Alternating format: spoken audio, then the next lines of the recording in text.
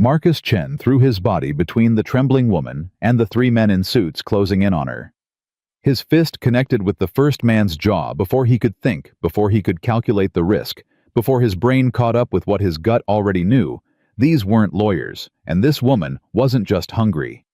She was running for her life. The briefcase in the lead man's hand fell open, and Marcus saw it not legal documents, but syringes, duct tape, and a folded black plastic sheet. The woman grabbed his arm, her whisper cutting through the chaos. "They killed my father. I'm next. Please." That's when Marcus realized the breakfast sandwich he'd given her 30 seconds ago had just made him a target too. Drop a comment with your city below. Let's see how far this story reaches across America. Marcus had exactly $4.37 in his wallet that Tuesday morning. He knew because he'd counted it twice while standing in line at Joe's Corner Cafe, doing the mental math that had become second nature over the past 3 years. 2 breakfast sandwiches, one for him, one for Sophie. Maybe a small coffee if he skipped lunch. The electric bill was due Friday, and his bookstore had pulled in exactly $218 the entire week. He was about to order when he saw her. She sat in the corner booth, and something about the way she held herself rigid like a wire pulled too tight made Marcus's chest constrict. Her clothes had once been expensive. He could tell by the cut of the coat, even though it was soaked through and mud-stained. Her hands shook as she wrapped them around her stomach, and when she lifted her eyes to the menu board, Marcus saw something he recognized from his own mirror 3 years ago, right after the funeral. Right after the lawyers told him the company wouldn't be held responsible for the faulty brakes that killed his wife. Desperation. 2 breakfast sandwiches and a large coffee. Marcus told Joe, sliding his crumpled bills across the counter. "Rough week?" Joe asked, counting the change. "You know it." Marcus picked up the bag, but instead of heading to the door, he walked to the corner booth. The woman didn't look up until he set the sandwich and coffee directly in front of her. "You look like you could use this more than I can," Marcus said simply. Her head snapped up, red-rimmed eyes, hollow cheeks, lips cracked from exposure. "I can't," she started, her voice hoarse. "Yeah, you can. It's already paid for." Her hand reached for the sandwich, trembling so badly she could barely unwrap it. Marcus turned to leave, but her voice stopped him. "Why?" He looked back. "Because somebody helped me once when I needed it, paying it forward." That's when the door exploded inward. 3 people in dark suits burst through, rain streaming off expensive raincoats. The woman in front, steel gray hair, sharp features, briefcase clutched like a weapon, scanned the cafe and locked eyes with the woman at the table. "Ms. Blackwood," she said, her voice cutting across the small space. "We need to talk, now." The woman at the table, Blackwood, went rigid. The sandwich fell from her hands. Marcus knew that look. He'd seen it on his wife's face in the hospital when the doctors stopped talking about treatment and started talking about making her comfortable. Pure animal terror. "Step away from her, sir," one of the men said to Marcus. Mid-30s, wire-rimmed glasses, hand inside his jacket. "This is a private matter." Marcus didn't move. Something was wrong. These people weren't concerned. They were hunting. "Elena," the gray-haired woman said, her tone shifting to something softer, more dangerous. "Your father would want you to handle this properly. The board is waiting. The company needs you." "My father is dead," Elena whispered. "And you know exactly why." The temperature in the cafe dropped. The second man moved closer, hand still inside his jacket. "Ms. Blackwood, you've been missing for 3 weeks. People are worried. We just want to take you somewhere safe." "Safe?" Elena's laugh was broken glass. "You mean silent." Marcus's old instincts kicked in, the ones from his consulting days when he'd investigated corporate fraud, when he'd learned to read people to spot the tells. The gray-haired woman's eyes were too calm. The man's hand inside his jacket wasn't resting on a phone. And the third person, a younger woman standing by the door, was blocking the exit. "I think the lady wants to be left alone," Marcus said quietly. The gray-haired woman's eyes shifted to him, and Marcus felt himself being assessed, categorized, and dismissed. "This doesn't concern you, Mr. Chen. And actually it does. This is my neighborhood cafe. These are my neighbors. And I'm pretty sure you're making everyone uncomfortable. Marcus, Joe called from behind the counter, his hand hovering near the phone. Everything okay? The man with glasses smiled, but it didn't reach his eyes. Everything's fine. We're just helping our colleague home. She's been unwell. I'm not going anywhere with you. Elena said, her voice stronger now. She grabbed Marcus's sleeve. Please, don't let them take me. The gray-haired woman's composure cracked slightly. Elena, don't make this harder than it needs to be. Think about your father's legacy. Think about what he built. I am thinking about it. That's why I'm still alive. Marcus made a decision. He'd regretted playing it safe once before, and it had cost him everything. Not again. Lady, I don't know who you are, but she clearly doesn't want to go with you.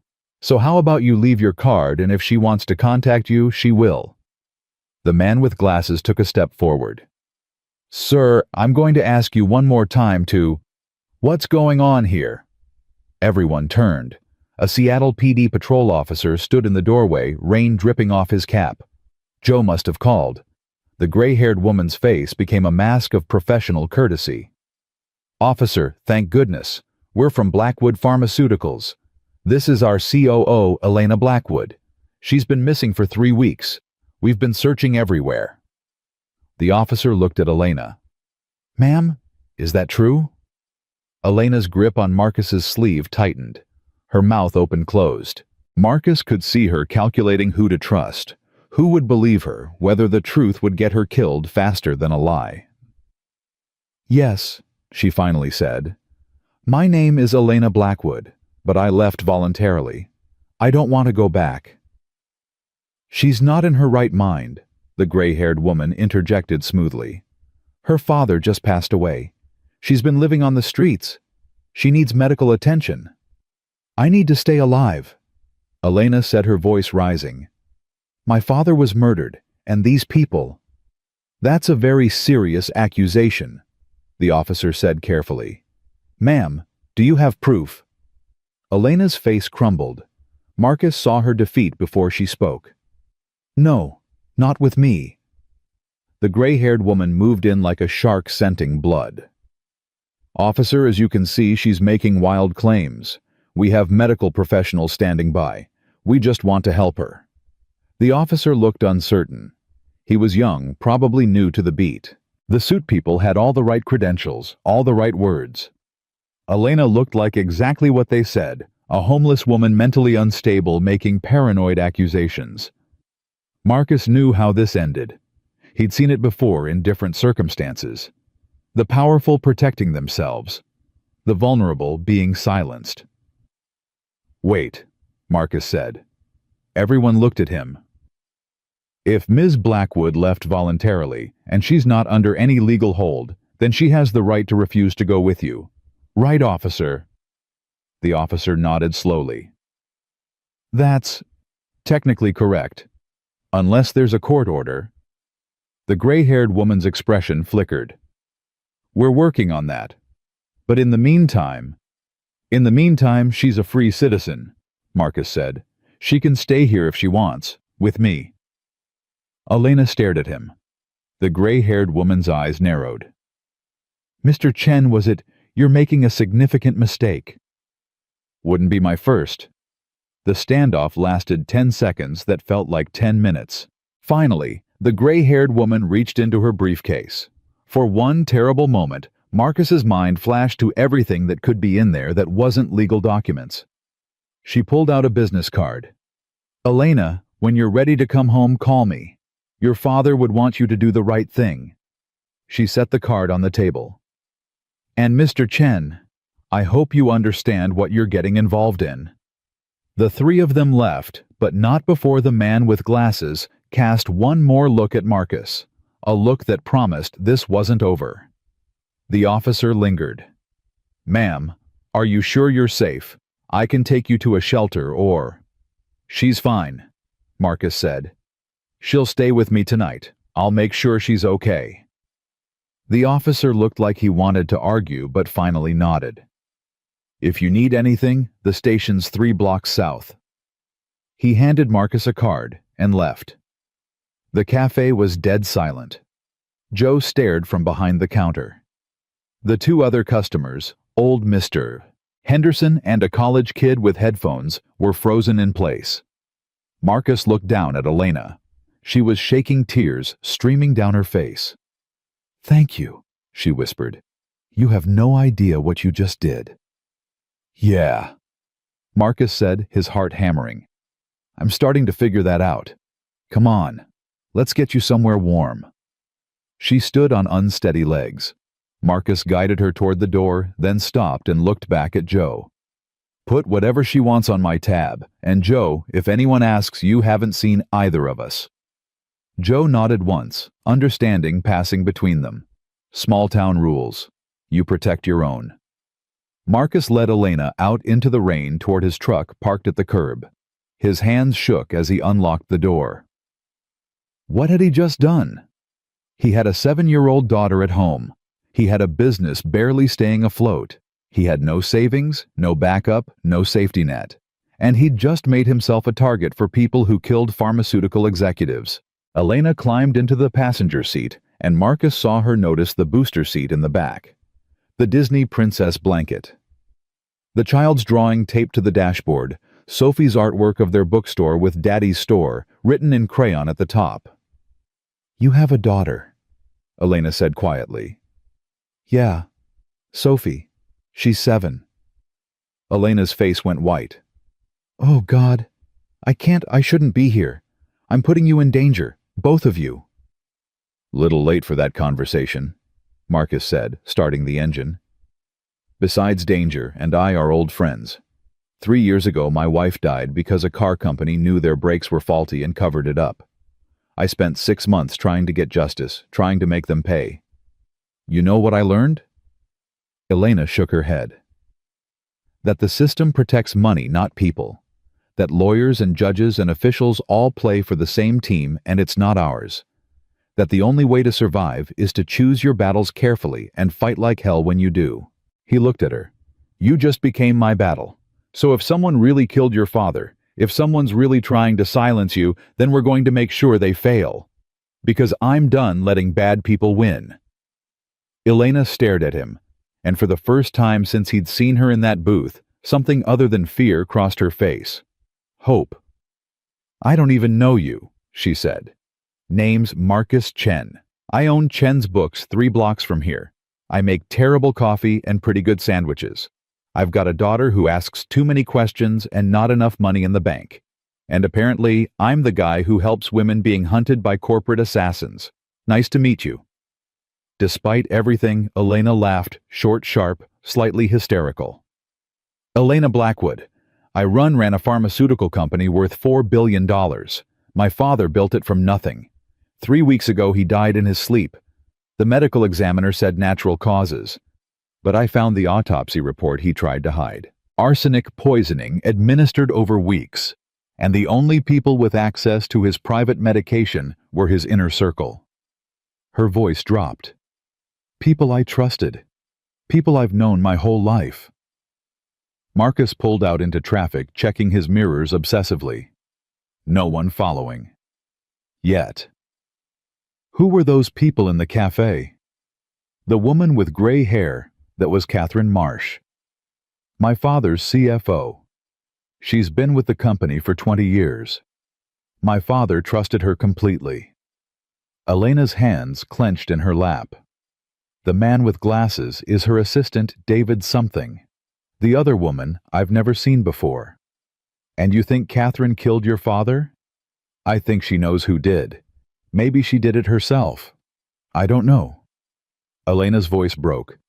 3 days after the funeral, she called an emergency board meeting, said I was too emotionally compromised to lead, said the company needed stable leadership during the transition. She had papers drawn up medical evaluation requirements, temporary removal of authority. I saw what was coming, so I ran. For 3 weeks. I stayed in shelters, cheap motels when I had cash.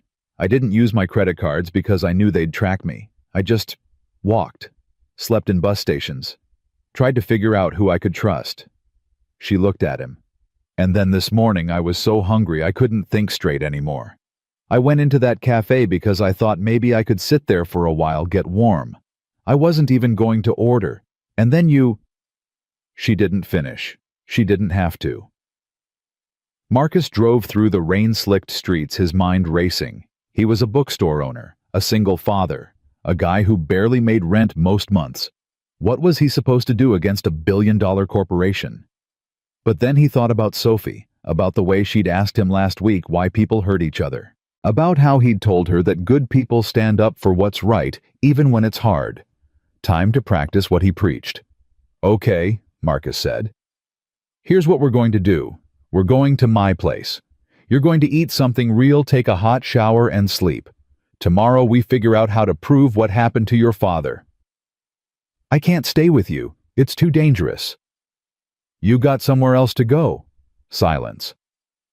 "That's what I thought. Besides, my place is above the bookstore. It's small, but it's secure. And more importantly, no one knows you're there." He glanced at her. "Unless you've got a better option." Elena shook her head slowly. "I have a lawyer. Someone my father trusted. But I don't know if I can trust him. I don't know if I can trust anyone." "Well, tonight you can trust me. Tomorrow we'll work on expanding that list." They drove in silence for a few blocks. Then Elena spoke again, her voice small. "Why are you doing this?" "You don't know me. You have a daughter to protect. This could destroy everything you have." Marcus thought about his wife, about the way she'd looked at him in those final days when she knew the company would never be held accountable, when she knew justice would never come. "Someone needs to," he said simply. "Might as well be me." He pulled into the alley behind his bookstore, parking in his usual spot. The building was old brick with apartments above storefronts. His place was small. 2 bedrooms, 1 bathroom, a kitchen, barely big enough to turn around in. But it was home. "Come on," he said, grabbing the remaining breakfast sandwich from the cafe. "Let's get inside before someone sees you." They climbed the exterior stairs to his second-floor apartment. Marcus unlocked the door and ushered Elena inside, checking the alley one more time before closing and locking the door behind them. The apartment was exactly what you'd expect from a single dad, clean enough, cluttered with books. Sophie's drawings covering the refrigerator toys in a basket by the couch. Elena stood in the middle of the room looking lost. "Bathroom's through there," Marcus said, pointing. "Towels in the closet. Take your time. I'll make some food." She nodded, moving like a ghost toward the bathroom. Marcus heard the door close, heard the lock click, and then finally heard her sob, one broken sound that she immediately muffled. Marcus stood in his kitchen, hands braced on the counter, and wondered what the hell he'd just gotten himself into. His phone buzzed. Text from his sister Rachel. "Still picking up Sophie at 3. She's excited for sleepover." Right. Sophie was supposed to spend the night at Rachel's while Marcus did inventory at the store. He'd forgotten completely. He texted back, "Yes, thanks. Might be late picking her up tomorrow. Rachel."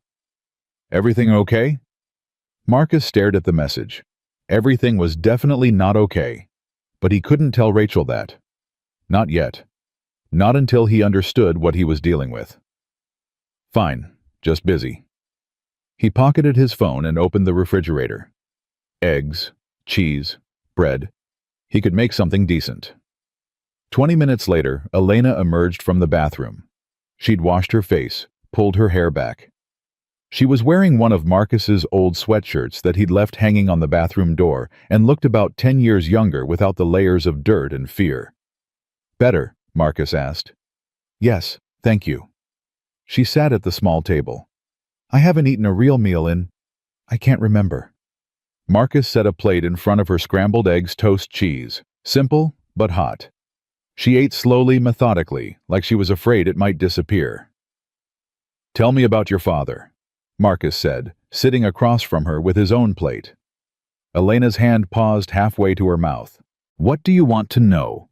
"Everything. Start at the beginning." So she did.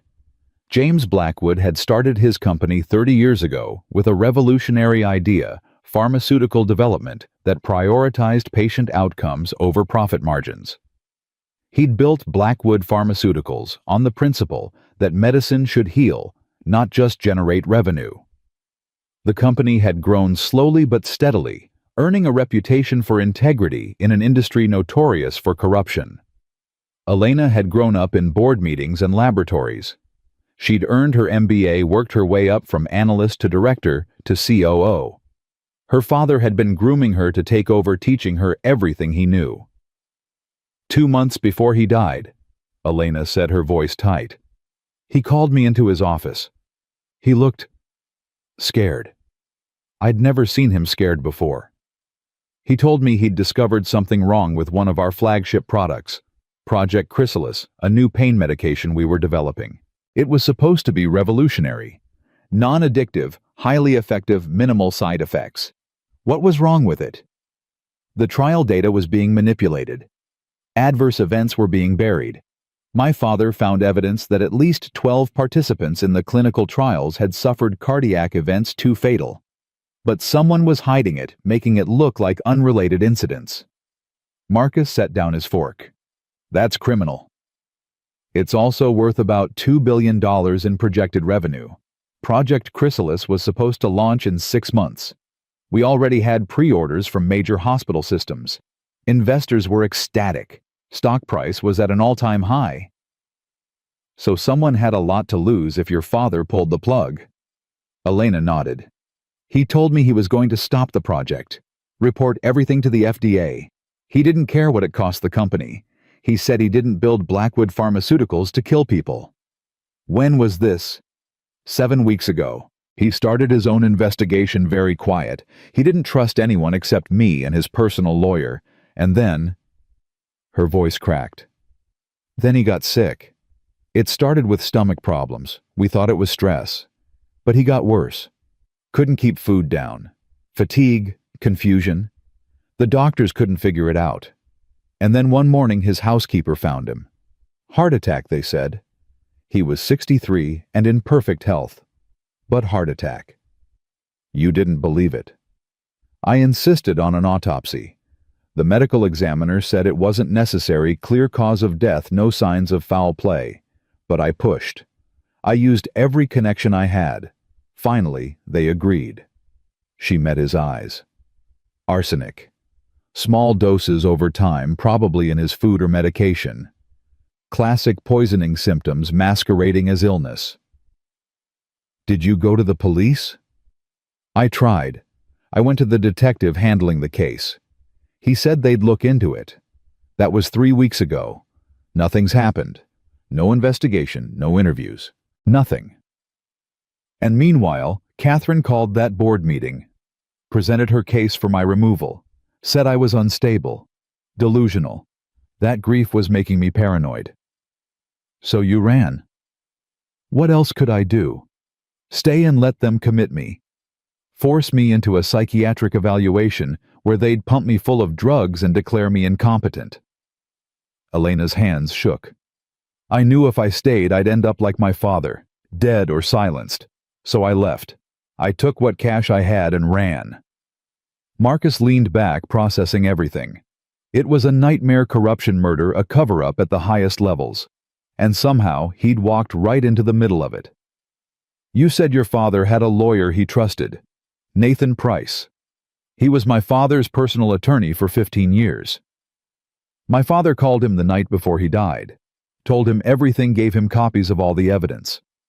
But when I tried to contact Nathan after the funeral, he wouldn't see me. His office said he was unavailable. I went to his house, he wouldn't answer the door. It was like he was terrified. Or threatened? Elena nodded slowly. That's what I thought too. Marcus stood pacing the small kitchen. This was bigger than he'd imagined. Corporate murder evidence, tampering, witness intimidation. He was way out of his depth. But he'd also spent 5 years as a tech security consultant investigating fraud cases for major corporations.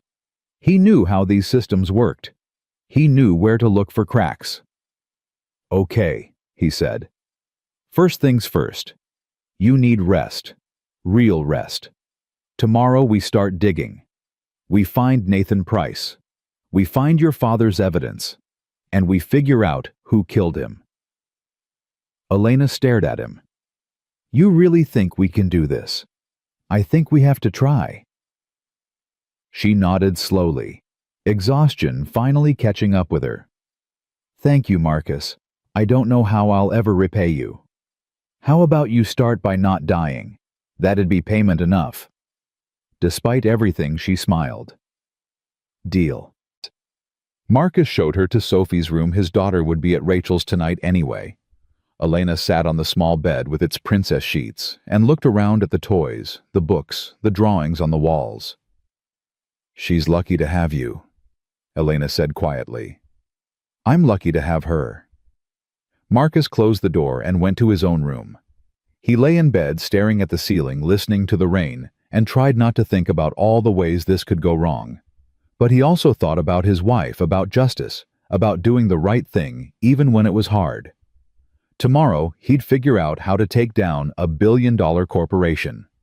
Tonight, he'd settle for keeping them both alive. Marcus woke to the sound of someone screaming. He bolted upright, heart-hammering, and realized it was Elena.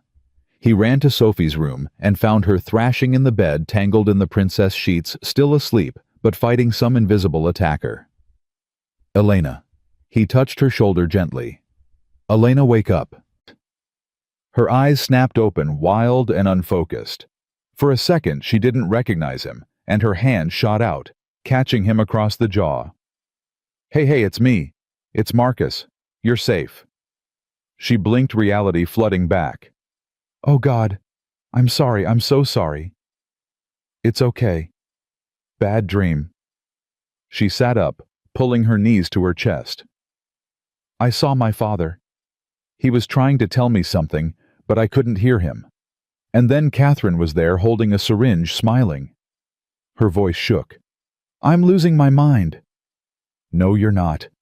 You're traumatized. There's a difference."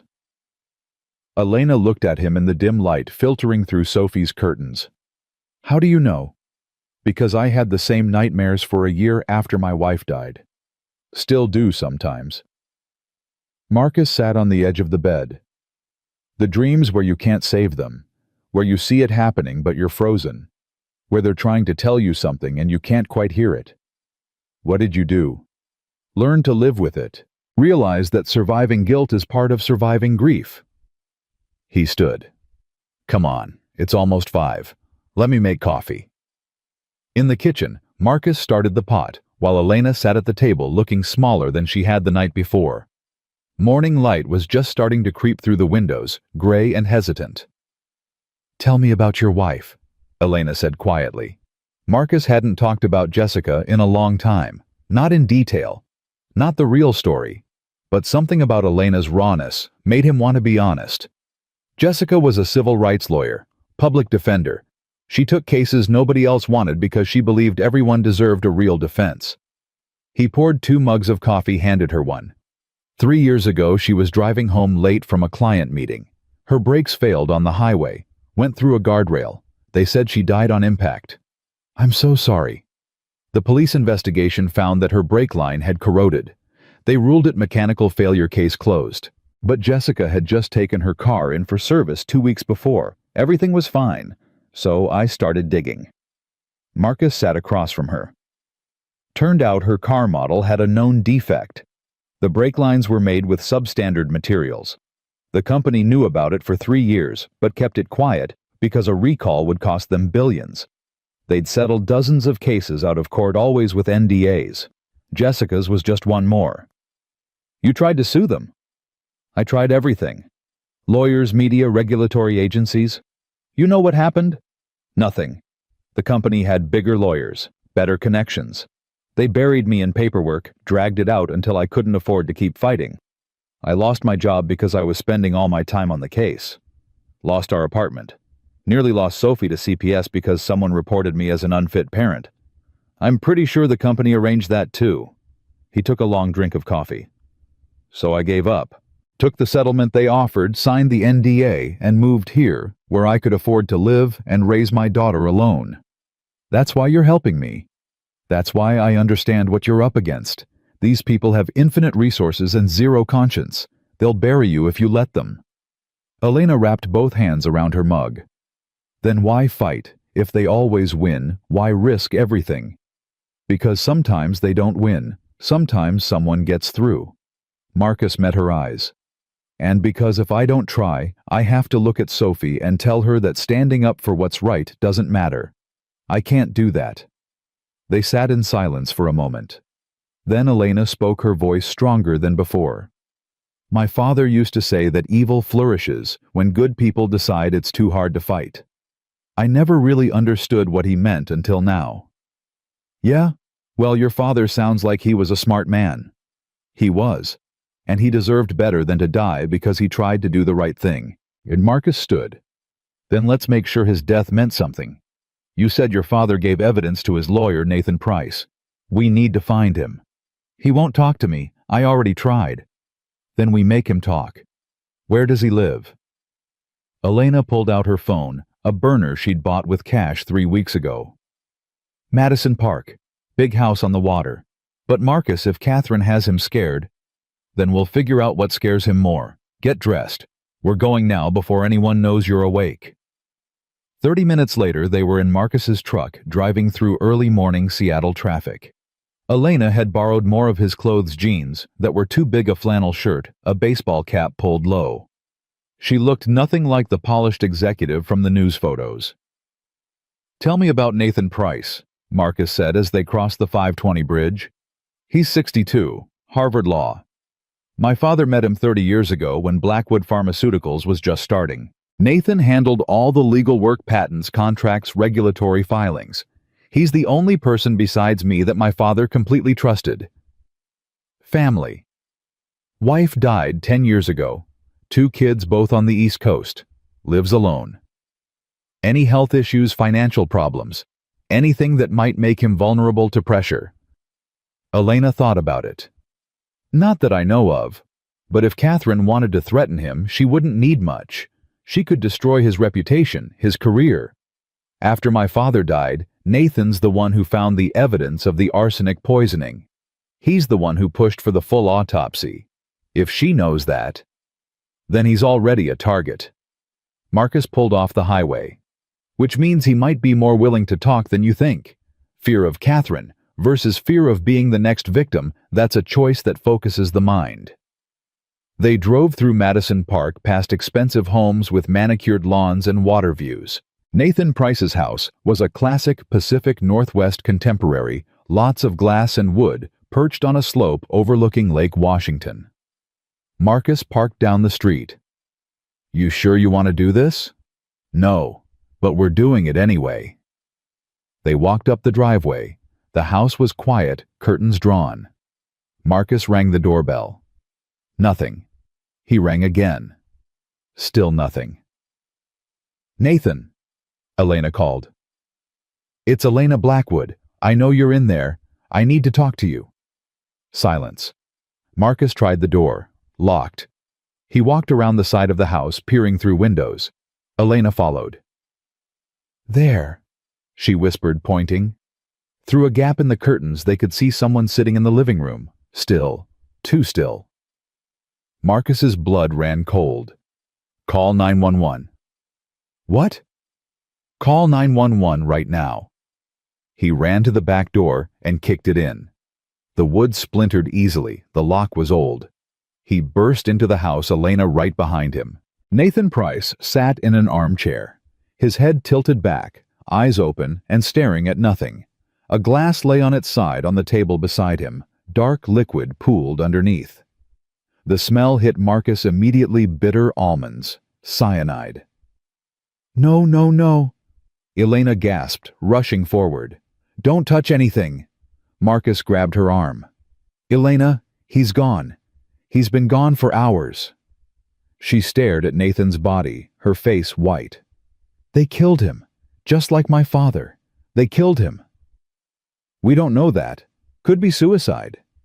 "You don't believe that?" "No, I don't." Marcus looked around the room carefully. Everything was too neat. The glass positioned just so. Nathan's hands folded in his lap. "This is staged. Someone wanted it to look like suicide. Elena's phone buzzed. She looked at it and went even paler. What? She showed him the screen. Text from an unknown number. Stop asking questions or your new friend's daughter learns to swim with concrete shoes. You have 24 hours to disappear. Marcus felt ice flood his veins. Sophie. They knew about Sophie. We need to go. Right now. He grabbed Elena's hand and pulled her toward the door. Did you call 911? Not yet, Don't. We were never here. Come on. They ran back to the truck. Marcus's hands shook as he started the engine. Someone had just threatened his daughter. His 7-year-old daughter who was at his sister's house safe, except now she wasn't safe because Marcus had made himself a target. I'm leaving, Elena said. Right now. I'll go back into hiding. They can't threaten Sophie if I'm not. They already know you were with me. Leaving won't change that. Marcus pulled out his phone and called Rachel. Marcus, it's 6 in the morning. Rachel, I need you to do something for me and not ask questions. Take Sophie and drive to Mom's cabin in the mountains. Right now. Don't pack, just go. Take back roads.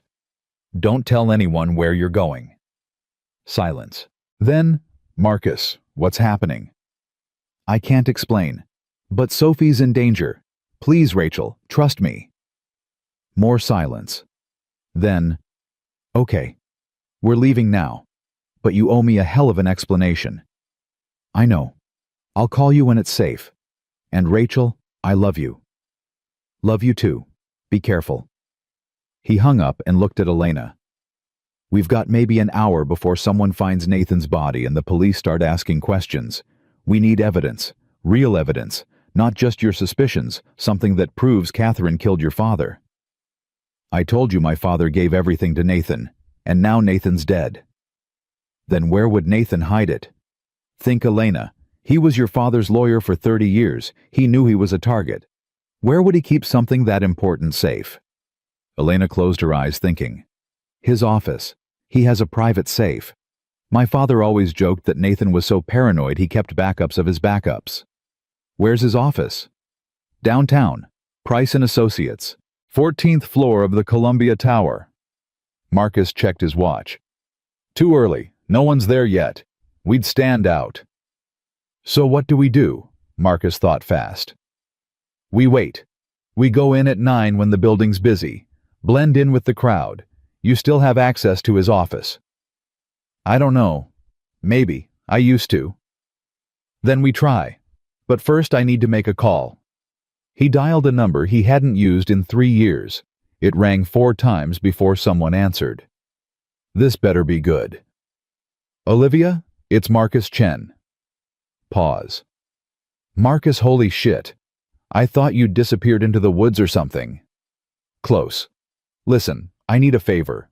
A big one.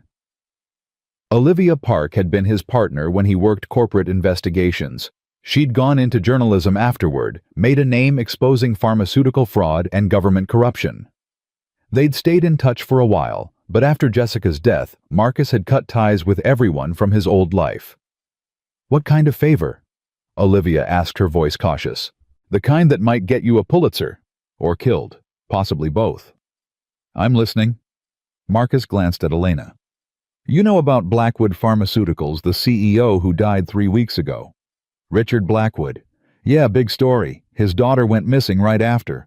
Lots of speculation about foul play, but nothing concrete. I'm sitting next to his daughter right now. And everything they're saying about foul play is true.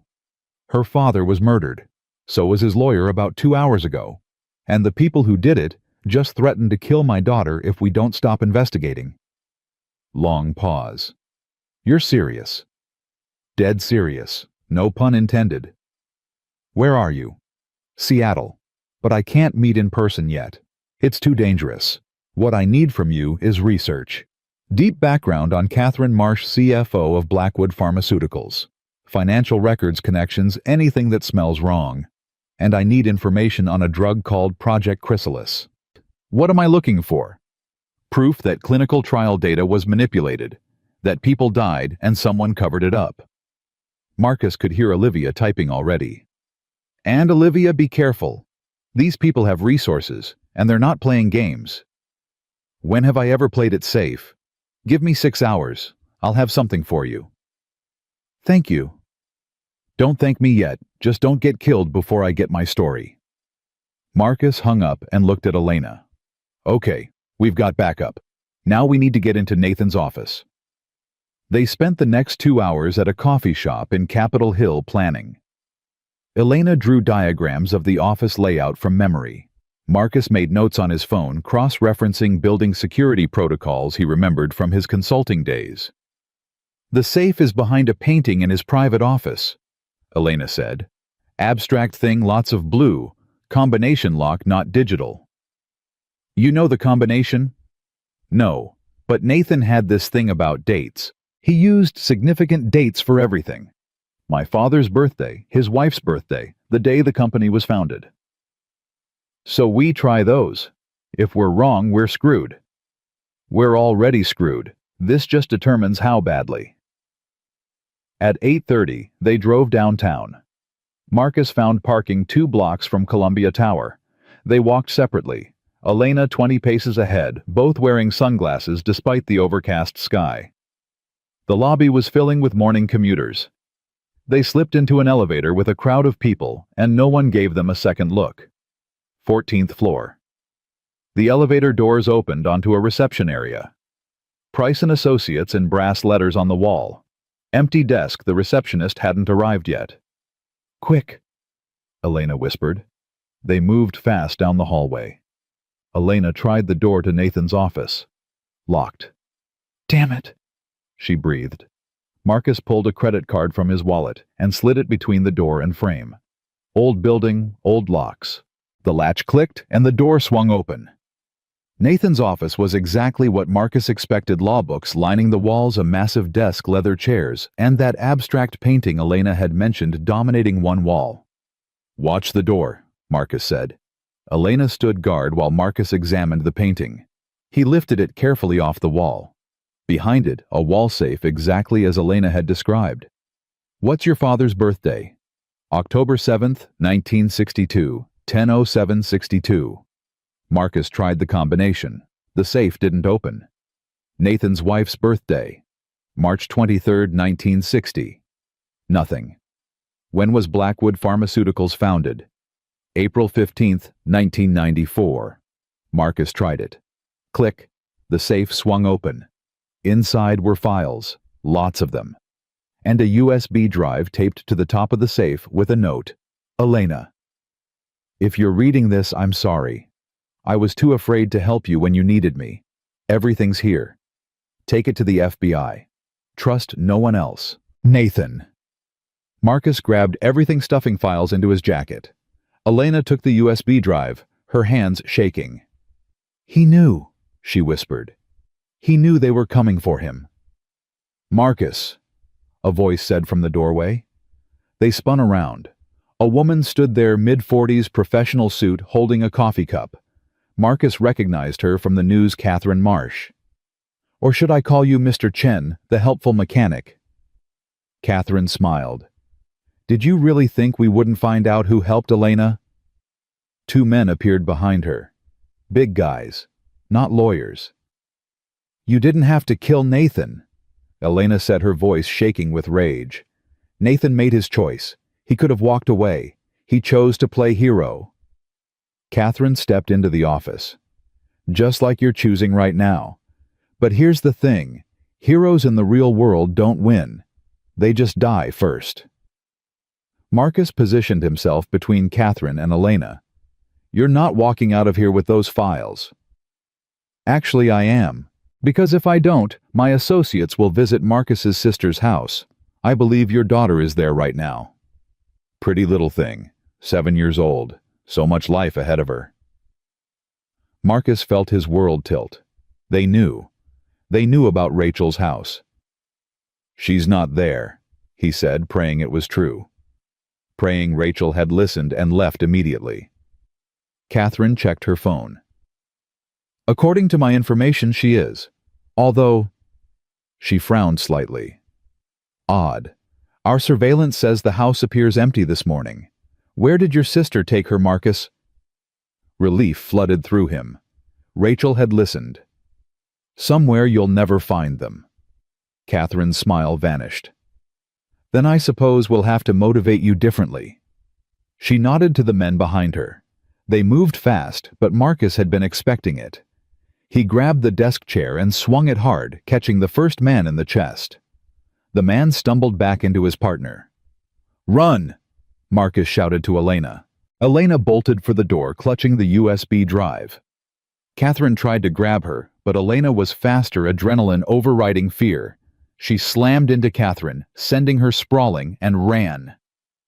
Marcus followed, but the second man recovered and caught his arm. Marcus twisted, using the momentum to slam the man into the doorframe. The man's grip loosened, and Marcus broke free. He ran down the hallway, hearing Elena's footsteps ahead. Behind him, Catherine was shouting into her phone. Lock down the building!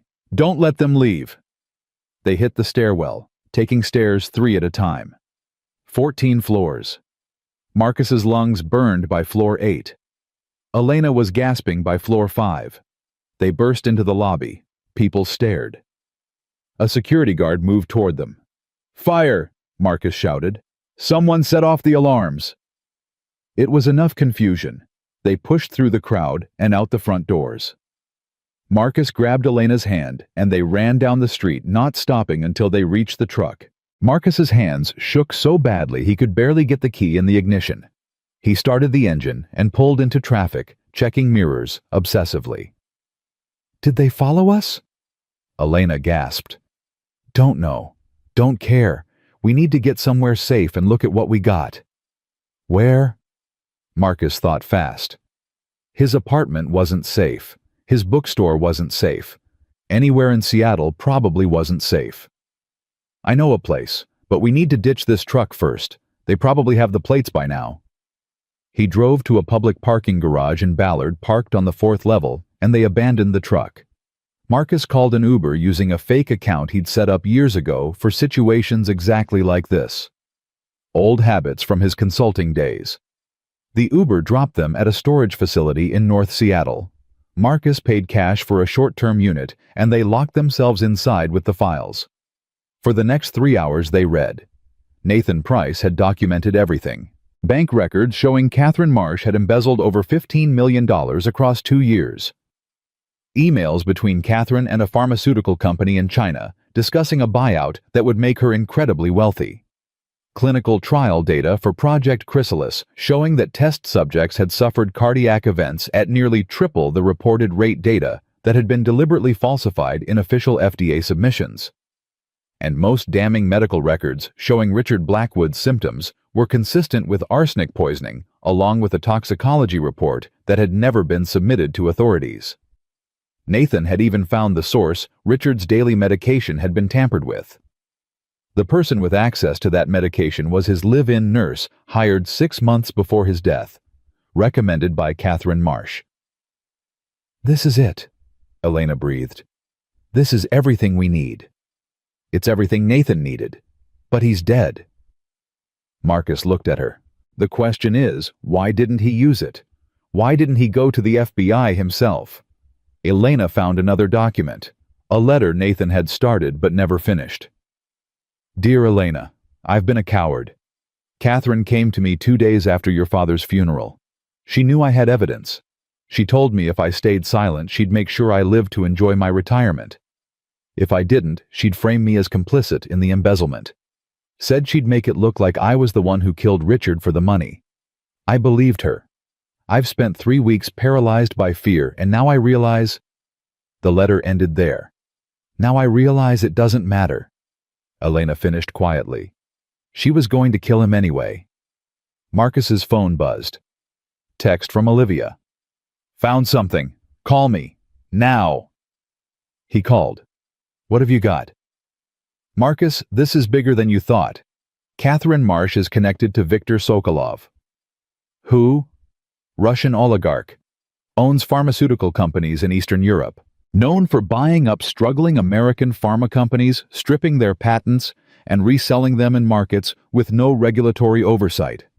If Sokolov buys Blackwood Pharmaceuticals, he'll have access to Project Chrysalis. He doesn't care if it kills people, he'll just sell it in countries where nobody can stop him. Marcus felt sick. How much is Blackwood worth? Current market cap $4 billion. But if there's a scandal, say the CEO's daughter has a mental breakdown and makes wild accusations, or the COO is revealed to be embezzling funds, the stock tanks. Maybe drops to $1 billion. Sokolov could buy the company for nothing and own those patents. Catherine's not just covering up murder. She's deliberately destroying the company so she can sell it cheap. And making a fortune in the process. I found offshore accounts in her name. She's already received $50 million from Sokolov as a down payment. Once the sale goes through, she gets another $200 million. Marcus looked at Elena. Her face had gone white. My father built that company from nothing. He helped people. And she's selling it to someone who'll use it to kill people for profit. There's more, Olivia said. I contacted an FBI agent I trust, Special Agent Torres, White Collar Crime Division. I told him I had a source with evidence of pharmaceutical fraud and murder. He wants to meet. Can we trust him? I've known Torres for 5 years. If anyone can help, it's him. But Marcus, you need to be careful. If Catherine knows you're going to the FBI, she'll kill us before we can testify. Yeah, I figured that part out. So what do you want to do? Marcus looked at all the evidence spread around them. Nathan's careful documentation. His father's notes. The proof that could bring Catherine down and save Blackwood Pharmaceuticals. Set up the meeting. Tomorrow. Public place. And Olivia, publish what you've got tonight. All of it. If something happens to us, at least the story gets out. You sure? No, but we're out of options. He hung up and looked at Elena. You ready for this? No. But like you said, we're doing it anyway. They stayed in the storage unit until dark, reviewing evidence, preparing what they'd tell the FBI. Marcus ordered food delivered to the facility. They ate cold pizza sitting on the concrete floor, and somehow it felt like the most normal thing they'd done in days. Tell me about Sophie, Elena said. Marcus smiled despite everything. She's 7 going on 40, asks a million questions, wants to know why everything works the way it does. She's obsessed with space right now, wants to be an astronaut. She's lucky to have you. I'm lucky to have her. After Jessica died, I didn't know if I could do it. Single parent, no money, no support system. But Sophie, his voice caught. She saved me. Gave me a reason to keep going when I wanted to give up. That's why you're helping me, because of her. No, I'm helping you because it's the right thing to do. But I'm fighting this hard because I want Sophie to grow up in a world where people like Catherine don't win. Where doing the right thing matters. Elena was quiet for a moment. Your wife would be proud of you. I hope so. Some days I'm not sure. They sat in silence, two people who'd lost everything, who'd been beaten down by systems designed to protect the powerful, who were making one last desperate stand because the alternative was giving up entirely. Marcus, Elena said finally. Thank you. For everything. For believing me when no one else would. For risking your life. For... Don't. We're not dead yet. Thank me when this is over. She smiled. Deal. Marcus's phone buzzed. Text from Olivia. Article goes live in 1 hour. Agent Torres will meet you tomorrow 10 a.m., Pike Place Market. I'll be there too. Stay safe. He showed Elena the message. This is it. Tomorrow we end this. Or tomorrow we die trying. That too. They left the storage facility after midnight, taking separate Ubers to a cheap motel near the airport. Marcus paid cash for one room, and they locked themselves inside. Elena took the bed. Marcus took the floor with a spare blanket. Neither of them expected to sleep, but exhaustion finally won. Marcus woke at 6 to find Elena already awake, sitting by the window watching the sunrise. Couldn't sleep, he asked. Kept thinking about my father, about Nathan, about all the people who died because of that drug. She turned to him. What if we fail? What if the FBI doesn't believe us? What if Catherine gets away with it? Then we tried. That's more than most people do. Is that enough? Marcus thought about it. It has to be. His phone rang. Rachel. Sophie's asking for you, his sister said without preamble. I told her you're on a work trip, but she's smart. She knows something's wrong. Can I talk to her? Hold on. Static. Then Sophie's voice, small and scared. Daddy? Marcus's chest constricted. Hey, sweetheart. How's the adventure with Aunt Rachel? It's okay. But Daddy, when are you coming home? I miss you. I miss you too, baby. So much. But I need you to be brave for me. Okay. Stay with Aunt Rachel for a couple more days. I'll come get you as soon as I can. Are you in trouble? Marcus closed his eyes.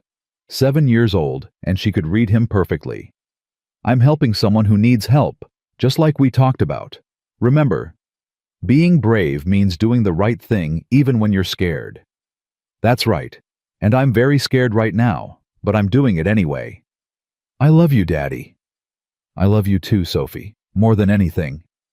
He hung up and found Elena watching him, tears in her eyes. She sounds amazing, Elena said. She is. Marcus stood pocketing his phone. Come on. We've got 3 hours before we meet the FBI. Let's make sure we're ready to tell them everything. They spent the morning organizing evidence, creating a timeline, preparing to fight back against people who'd already killed twice and would kill again if it meant protecting their fortune. At 9:30, they left for Pike Place Market, 2 people with nothing left to lose, walking into a meeting that would either save them or end them. And somewhere in Seattle, Catherine Marsh was making her own preparations, because she'd built an empire on other people's deaths, and she wasn't about to let 2 idealistic fools destroy it. Pike Place Market was already crowded by 9:45. Tourists snapping photos, locals buying flowers, the smell of fresh fish and coffee mixing in the morning air. Marcus scanned faces in the crowd, looking for threats. Everyone looked suspicious. The man in the Seahawks jersey, the woman with the stroller, the teenagers taking selfies. Elena stayed close to the USB drive, in her jacket pocket. Nathan's files in a backpack Marcus carried. They'd made copies of everything, stashed them in 3 different locations, but the originals felt like they weighed 1,000 pounds. There, Elena said quietly. A woman stood near the fish market, mid-30s, dark hair pulled back, wearing jeans and a leather jacket. She wasn't looking at fish. She was looking at them. That's Olivia, Marcus said. Come on. They approached carefully. Olivia turned when they got close, her expression tight. Marcus, you look like hell. Thanks. You always knew how to make a guy feel good. Elena Blackwood, I presume. Olivia extended her hand. Elena shook it. Thank you for doing this, for believing us. I haven't published yet.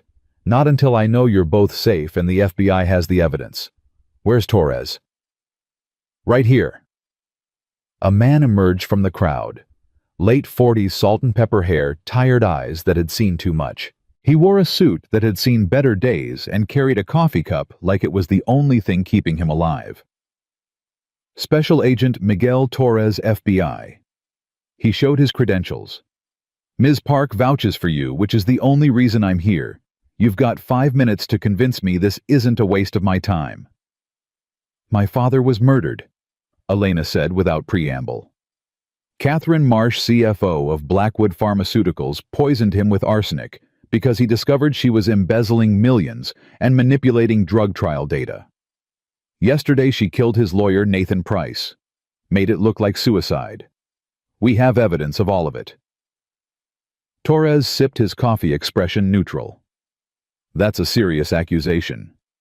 You have proof. Marcus handed him the backpack. Financial records showing $15 million in embezzled funds. Emails between Catherine and a Russian pharmaceutical magnate planning to buy Blackwood for pennies on the dollar. Clinical trial data proving Project Chrysalis causes fatal cardiac events. Medical records and toxicology reports showing Richard Blackwood was poisoned, and a letter from Nathan Price documenting Catherine's threats. Torres opened the backpack, flipped through a few files. His expression didn't change, but his jaw tightened. Where did you get this?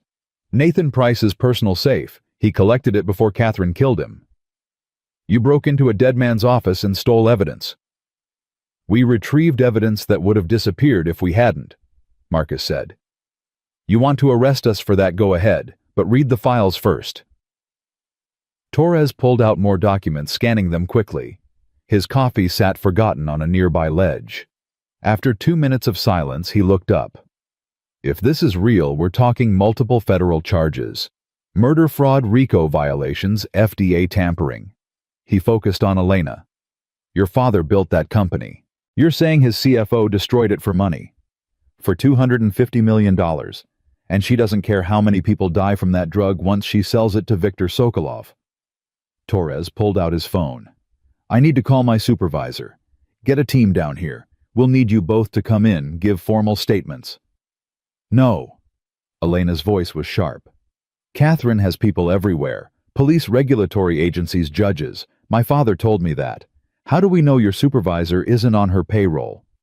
Because I've been investigating pharmaceutical fraud for 15 years, and I'm very good at knowing who's dirty. Torres's voice was harder now. But if you want protection, if you want justice for your father, you have to trust the system. The system failed my father. It failed Nathan Price. It failed Marcus's wife 3 years ago when a car company covered up defective brakes. Elena stepped closer to Torres. The only system that works is the one where we expose everything publicly. That's why we gave Olivia the story. It publishes whether you help us or not. Torres looked at Olivia. You planning to run this? In about 2 hours, unless you give me a reason not to. Publishing an active investigation compromises evidence. You could tank the whole case. Or I could make sure the truth gets out before someone buries it. Olivia crossed her arms. Your choice, Agent Torres. Work with us or watch us do this without you. Torres was quiet for a long moment. Then he pulled out his phone again and made a call. Sarah. It's Torres. I need you to run a background check on Catherine Marsh, CFO of Blackwood Pharmaceuticals. Everything, financials, communications, travel records. And I need it yesterday. He listened. I don't care what you have to do. This is priority 1. He hung up and looked at them. You've got my attention. But we do this my way. That means proper chain of custody, formal statements, everything by the book. Otherwise, a good defense attorney tears it apart in court. Fine, Marcus said. But we do it somewhere public, and we don't go anywhere until Olivia's story is live. Deal. They moved to a coffee shop across from the market. Torres ordered them to a corner booth while he made more calls. Olivia sat with her laptop open, typing furiously. Elena stared at her hands. Marcus watched the door. You okay? He asked Elena quietly. No, but I will be. She looked at him. Thank you. For everything. I know you're risking. The front window exploded. Glass shattered inward. People screamed. Marcus grabbed Elena and pulled her to the floor. More glass breaking, shouting. Then he heard car engines, multiple vehicles screeching to a stop outside. Out the back! Torres yelled, drawing his weapon. They ran. The coffee shop erupted into chaos, customers diving for cover, baristas screaming. Marcus pushed Elena ahead of him, Olivia right behind. Torres covered their rear. They burst through the kitchen past stunned cooks and out the back door into an alley. 2 black SUVs blocked one end. 4 men in tactical gear poured out. FBI, drop your weapons, Torres shouted. The men didn't drop anything. They raised their guns. Torres grabbed Marcus and Elena, pulling them behind a dumpster. Olivia pressed herself against the wall. Gunfire erupted. Bullets pinged off metal. Marcus's ears rang. Are those Catherine's people? Elena gasped. Worse, Torres said grimly. Those are professional contractors. Military-grade weapons. Someone paid serious money. What do? We survive. Torres returned fire. 3 shots precise and controlled. One of the men went down. When I say run, you run. Back toward the market. Lose yourselves in the crowd. What about you? I'll hold them off. Go. We can't just... You have evidence that brings down a murderer. I have a badge and a gun. We each do our job. Now run." Marcus grabbed Elena's hand. Olivia was already moving. They sprinted back toward the street, staying low. More gunfire behind them, Torres shouting into his phone. They reached the corner, and Marcus risked a look back. Torres was down, not moving. "No." Marcus started to turn back. Olivia grabbed his arm. "He bought us time. Don't waste it." They ran into Pike Place Market. The crowd had scattered at the sound of gunfire, but there were still people everywhere, confused, scared, pulling out phones to record. Marcus pushed through, pulling Elena behind him. He could hear shouting behind them. The contractors were coming. "This way," Olivia said, leading them down a side corridor. They ducked into a souvenir shop. The owner, a woman in her 60s, stared at them. "Please," Elena gasped. "People are trying to kill us." The woman's eyes widened. She pointed to a back room. "Go. There's a door to the lower level." They ran through, downstairs, into the underbelly of Pike Place Market storage rooms, maintenance corridors, the guts of the historic building. Marcus heard footsteps above them, shouting. "We need to split up," Olivia said. "They're tracking all of us. If we separate, we have a better chance." "No way," Marcus said. "We stay together." Marcus, think. Elena has the evidence. You have the backup. I have the story. If they get all three of us, Catherine wins. Olivia looked at him with the same intensity she'd had when they worked together. "You know I'm right." He did. He hated it, but he did. "Where do we meet?" "The storage facility. Tonight, 9 p.m. Olivia looked at Elena. "Stay alive. Your father deserves justice." "So does yours," Elena said to Marcus. Olivia took off running one direction. Marcus and Elena went the other, deeper into the maze of corridors. They could hear voices above them. Someone was coordinating the search. Professional. Organized. They found a service elevator, and Marcus hit the button. Nothing happened. Come on," he muttered. Footsteps getting closer. The elevator dinged. Doors opened. They jumped inside. Marcus hit the button for the lowest level.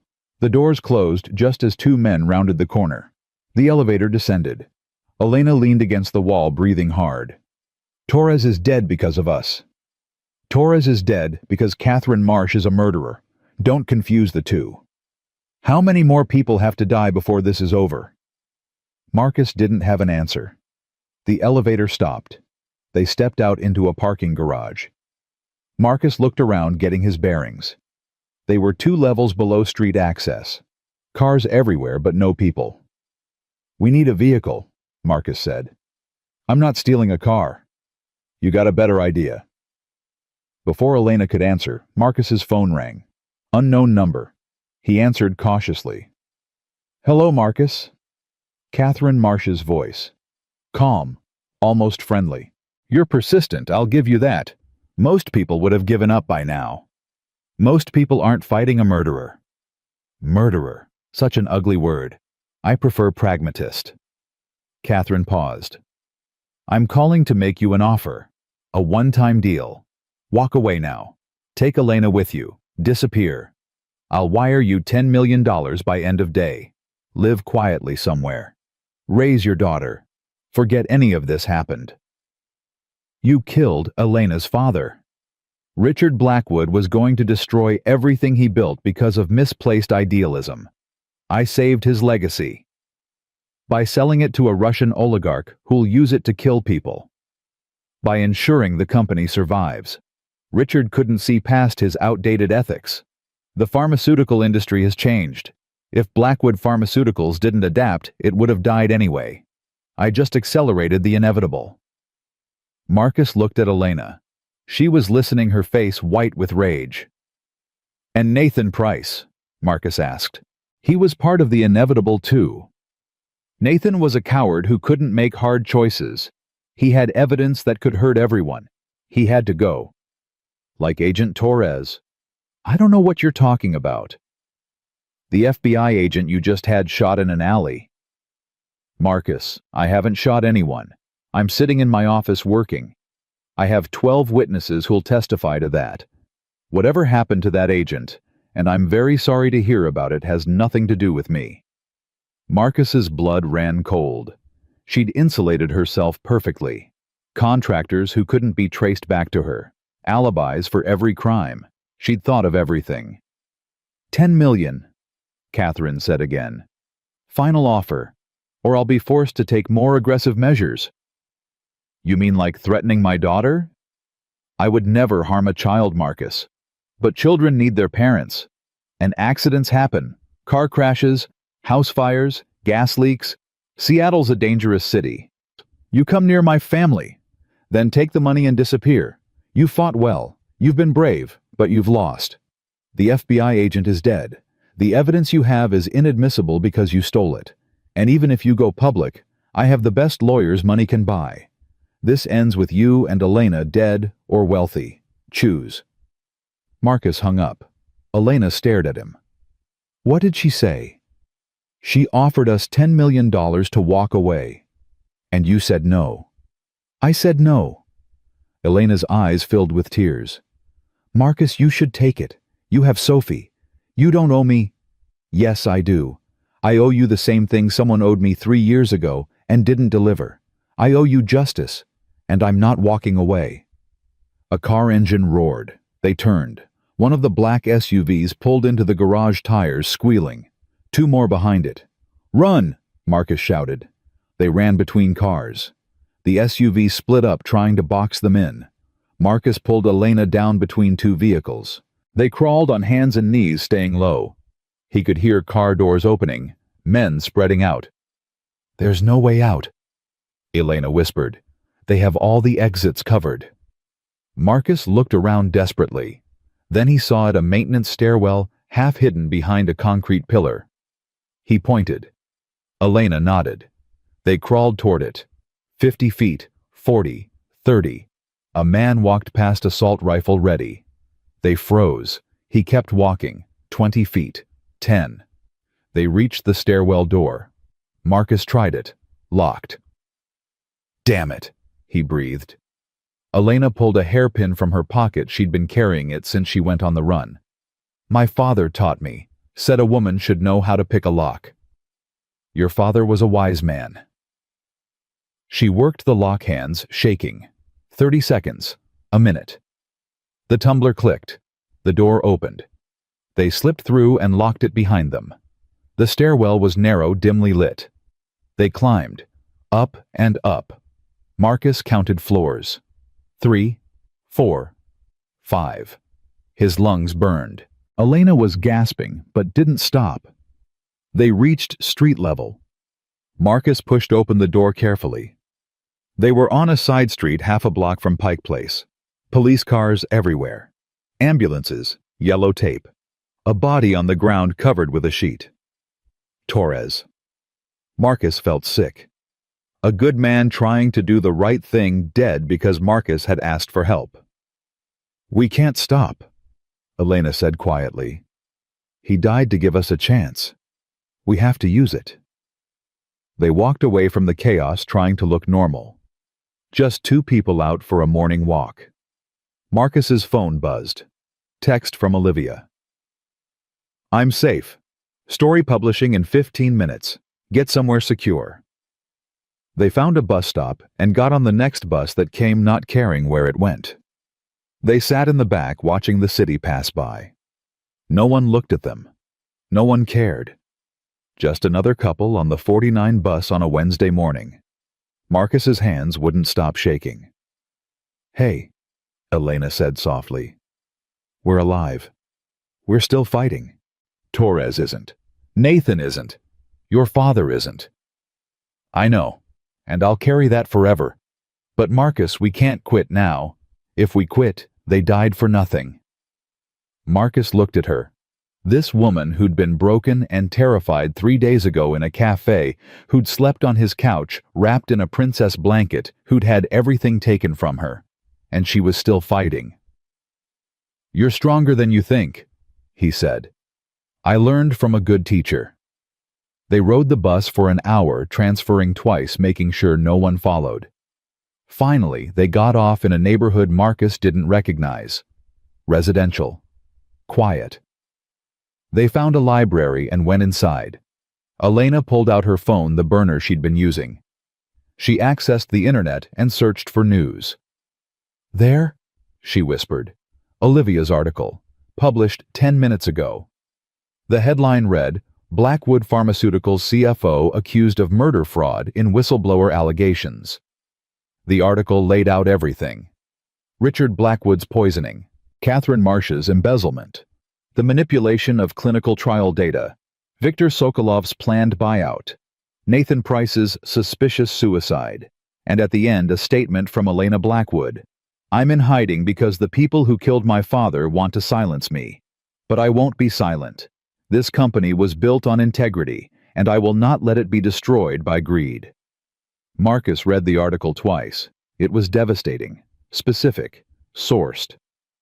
"It's working," Elena said, scrolling through social media. "People are sharing it. News outlets are picking it up. The FBI just issued a statement saying they're opening an investigation. Catherine will fight back. She'll call it lies, fake news, a mentally unstable woman making accusations. Let her. The evidence is out there now. She can't kill all of us." Marcus's phone rang. Rachel. "Marcus, what the hell is going on? You're on the news. There's an article saying you're wanted for questioning in a shooting at Pike Place Market." "I didn't shoot anyone. But Rachel, it's not safe. You need to keep Sophie away from your house. Stay at Mom's cabin." "We are at the cabin. Sophie keeps asking when you're coming. What do I tell her?" Marcus closed his eyes. "Tell her I love her. Tell her I'm fighting bad people, and I'll come get her as soon as I can." "Marcus, you're scaring me." "I know, but I promise you this ends soon, one way or another." He hung up and looked at Elena. "Your turn. Who do you need to call?" Elena pulled up a number she'd been avoiding for 3 weeks. Her board member, Margaret Yao. The one person besides Nathan that her father had trusted.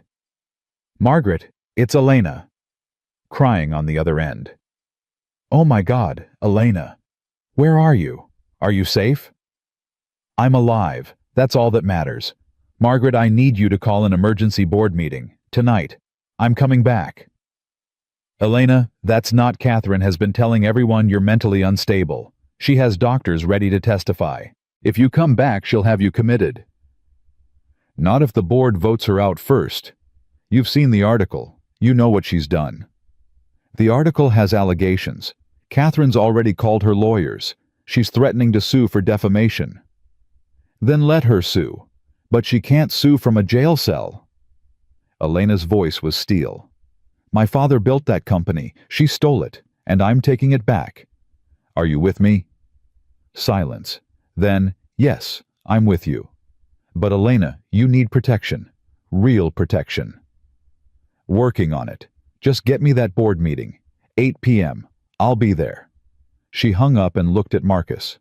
"I'm going back. Tonight. That's suicide. Catherine will be waiting. I don't care.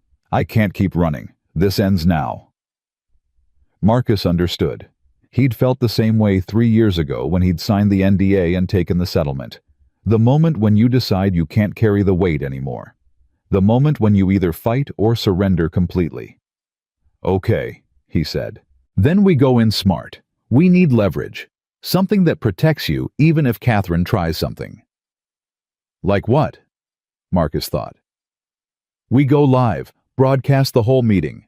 Catherine can't have you killed if the world is watching. She'll block it. She controls building security. Then we get someone on the inside." Marcus pulled out his phone and called Olivia. "We need one more favor." 4 hours later, they were in the back of Olivia's car driving toward Blackwood Pharmaceuticals headquarters.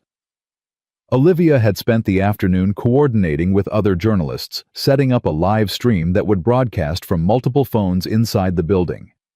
Margaret had smuggled 3 reporters in as legal consultants. They were positioned in the boardroom, ready to go live the moment Elena walked in. "This is insane." Olivia said, not for the first time. Yeah, Marcus agreed. But it's the right kind of insane. Elena sat beside him wearing a suit Margaret had provided. She looked like the executive from the news photos again. Confident, professional, ready. You don't have to come in with me, she said to Marcus. We've been through this. Yes, I do. Marcus, Sophie needs you. Sophie needs to learn that sometimes you have to fight for what's right even when it's hard. I can't teach her that if I walk away now. Elena took his hand. Thank you for everything. Thank you for not staying silent. They pulled up to the building, 50 stories of glass and steel, Blackwood Pharmaceuticals etched above the entrance. Elena's father had stood here 30 years ago with a dream and 5 employees. Now it was an empire, one that Catherine Marsh had tried to steal. They walked through the front doors together. Security recognized Elena immediately. One guard reached for his radio. Don't, Elena said firmly. I'm here for a board meeting. I'm a member of this board and a major shareholder. You can't stop me. The guard hesitated, then stepped aside. They took the elevator to the executive floor. The doors opened onto a reception area. Catherine's assistant sat at the desk. Her eyes widened. Ms. Blackwood, I didn't know you were... Tell Catherine I'm here. Tell her it's time to face what she's done. They walked past the assistant toward the boardroom. Marcus could see people inside, 12 board members, all looking tense. Margaret saw them and stood. Others turned. And at the head of the table, Catherine Marsh sat calmly, a slight smile on her face. Elena, she said, how wonderful. We've been so worried. Elena walked into the room. Marcus stayed at the door with Olivia. The journalists had their phones out, already streaming. You killed my father, Elena said clearly. You poisoned him, stole from him, and destroyed everything he built. And now I'm here to make sure you pay for it. Catherine's smile never wavered. Elena, you're unwell. Everyone here knows it. You've been making wild accusations, living on the streets, clearly suffering from a breakdown. We want to help you. I don't need help. I need justice. Elena pulled out the USB drive and set it on the table. This contains evidence of your embezzlement. $15 million stolen over 2 years. Evidence of your manipulation of clinical trial data for Project Chrysalis.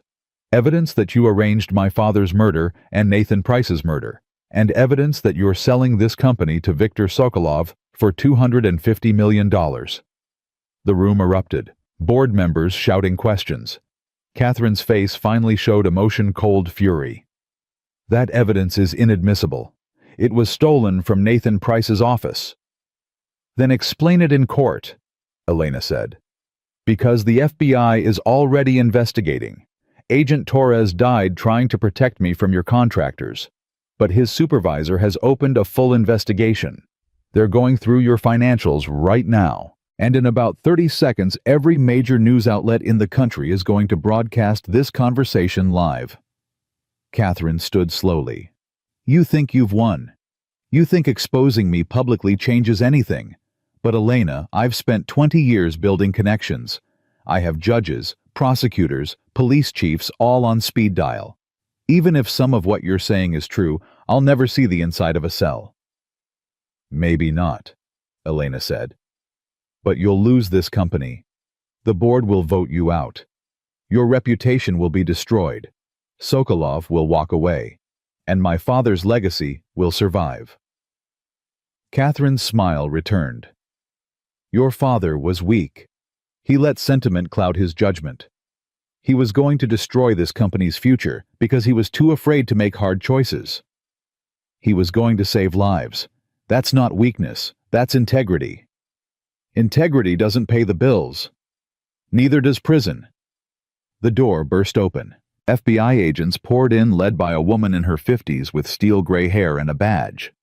Catherine Marsh, you're under arrest for conspiracy to commit murder wire fraud and violations of the Federal Food, Drug, and Cosmetic Act. She read Miranda rights while agents cuffed Catherine's hands behind her back. Catherine looked at Elena one last time. This isn't over. Yes, Elena said quietly. It is. They led Catherine out. The boardroom sat in stunned silence. Then Margaret stood and started clapping. Others joined. Within seconds, the entire room was applauding. Elena stood there, tears streaming down her face, and Marcus realized she wasn't crying from sadness. She was crying from relief. The kind of relief that comes when you've carried an impossible weight for so long that you forgot what it felt like to be free. He walked over to her. You did it. We did it. Outside, news crews had gathered. Olivia was already giving interviews.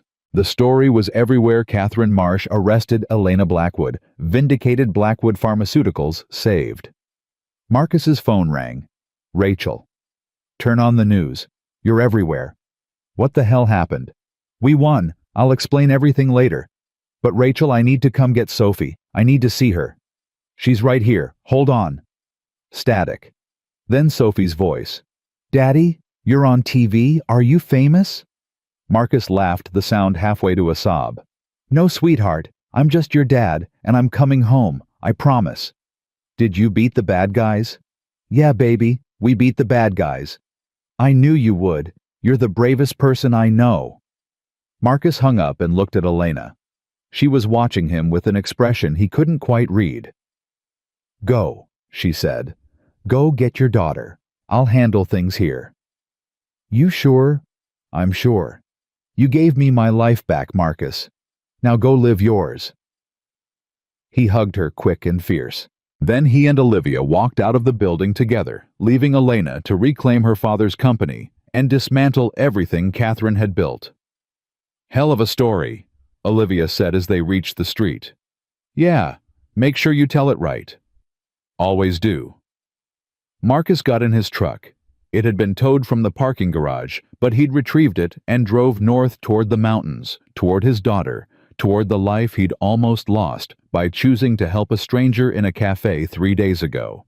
He'd gambled everything, and somehow, impossibly, he'd won. The drive took 3 hours. Marcus pushed the speed limit the entire way, his hands white-knuckled on the steering wheel. Every mile that separated him from Sophie felt like a physical weight pressing on his chest. He'd been away for 3 days. 3 days that felt like 3 years. His phone kept buzzing. News outlets wanting interviews. Lawyers calling on Elena's behalf. Even his old colleagues from New York reaching out after seeing the news. He ignored all of it. Nothing mattered except getting to his daughter. The cabin sat at the end of a dirt road surrounded by pine trees. His mother had bought it 20 years ago as a weekend retreat, and it had become the family's emergency sanctuary. Marcus pulled up and saw Sophie on the porch before he'd even turned off the engine. She ran down the steps. Daddy! Marcus barely got the door open before she launched herself at him. He caught her lifting her off the ground and held her so tight he worried he might hurt her. But he couldn't let go. Not yet. I missed you so much, Sophie said into his neck. I was so scared. I know, baby. I'm sorry. I'm so sorry. Rachel stood on the porch, arms crossed, her expression caught between relief and fury. Inside. Now. We need to talk. Marcus carried Sophie into the cabin. His mother was there too, looking older than he remembered. The last few days had aged all of them. Sophie, Rachel said gently, why don't you show Grandma that puzzle you've been working on? But I want to stay with Daddy. I'll be right here, Marcus promised. I'm not going anywhere. Sophie hesitated, then went to the dining table where a 1,000-piece puzzle lay half-finished. Marcus's mother followed, but he could see her watching him. Rachel pulled him into the kitchen and shut the door. What the hell were you thinking? Her voice was low but fierce. I watched the news, Marcus. FBI agents shot. A dead lawyer. Corporate assassins hunting you through Pike Place Market. You brought that into our lives. Into Sophie's life. I know. That's it. You know, Marcus, Sophie spent 2 days asking me if you were going to die. She had nightmares. She wet the bed for the first time in 3 years because she was so terrified. And you say you know... Marcus leaned against the counter, exhaustion finally catching up. What did you want me to do? Rachel. Let them kill Elena. Walk away while a murderer got away with it. Yes, that's exactly what I wanted you to do, because Sophie needs her father more than some stranger needs a hero. That stranger was starving to death in a cafe. She'd been on the streets for 3 weeks running from people who killed her father. What kind of example would I set for Sophie if I just let that happen? The example of a father who stays alive. Rachel's voice rose. The example of a father who doesn't risk his life playing detective against billion-dollar corporations. I didn't have a choice. You always have a choice. You chose to get involved. You chose to put yourself in danger. You chose Elena Blackwood over your own daughter. The words hit like a physical blow. Marcus stared at his sister. That's not fair. Isn't it? You've been gone for 3 days. 3 days where Sophie didn't know if you were coming back, where I had to lie to her and tell her everything was fine while watching the news show your face next to headlines about murder investigations. Rachel's eyes were wet. You already lost Jessica. I thought you learned something from that. But apparently not. What I learned is that standing up matters, that fighting back matters. Jessica died because a company chose profit over safety and nobody stopped them. I had a chance to stop Catherine Marsh, to make sure her drug didn't kill more people. And yes, I took that chance. At what cost? At whatever cost it took. They stood in silence. Then Rachel wiped her eyes. Sophie can't go through this again, Marcus. She can't. She won't have to. It's over. Catherine's arrested. The company's safe. We won. For now. But what about next time? What about the next person who needs help? The next injustice you can't ignore? Marcus didn't have an answer because they both knew she was right. He would do it again if he had to. He couldn't not. Rachel sighed. I love you. You know that. But I also think you're going to get yourself killed, and Sophie's going to grow up without a father. And that terrifies me. I'm not going to die. You can't promise that. No, but I can promise I'll always come back to her. Always. Rachel opened the door. Then go be with your daughter, because she's been waiting 3 days to hear you say that. Marcus walked back to the dining room. Sophie looked up from the puzzle, and the relief on her face broke something inside him. Can we go home now? She asked. Yes, sweetheart. Let's go home. They said goodbye to Rachel and his mother. The drive back to Seattle was quieter. Sophie fell asleep in the back seat, her stuffed rabbit clutched in her arms. Marcus watched her in the rearview mirror and felt the full weight of what he'd risked. Rachel was right. He'd gambled with the most important thing in his life. But he'd also won. And maybe that was worth something. His phone rang. Elena. Hey, he answered quietly. How are you holding up? I've been better. The board confirmed me as CEO. We're shutting down Project Chrysalis permanently. Full recall of all trial materials. We're also launching an internal investigation to find anyone else who knew what Catherine was doing. That's good. That's really good. The FBI found Viktor Sokolov's payments. Catherine received $50 million in offshore accounts. They're working to extradite him from Russia, but that'll take time, maybe years. But he won't get the company. No, he won't. Elena paused. Marcus, I wanted to say thank you again. I know what you risked. Your family, your safety, everything. I'll never be able to repay that. You don't need to repay anything. Just make sure your father's company does what it was meant to do. Help people. That's payment enough. I will. I promise. Another pause. Will I see you again? Marcus looked at Sophie sleeping peacefully in the mirror. I don't know. I need to focus on my daughter right now.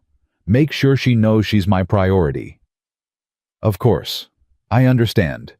But Marcus, if you ever need anything at all, you call me. Okay. Okay? They hung up.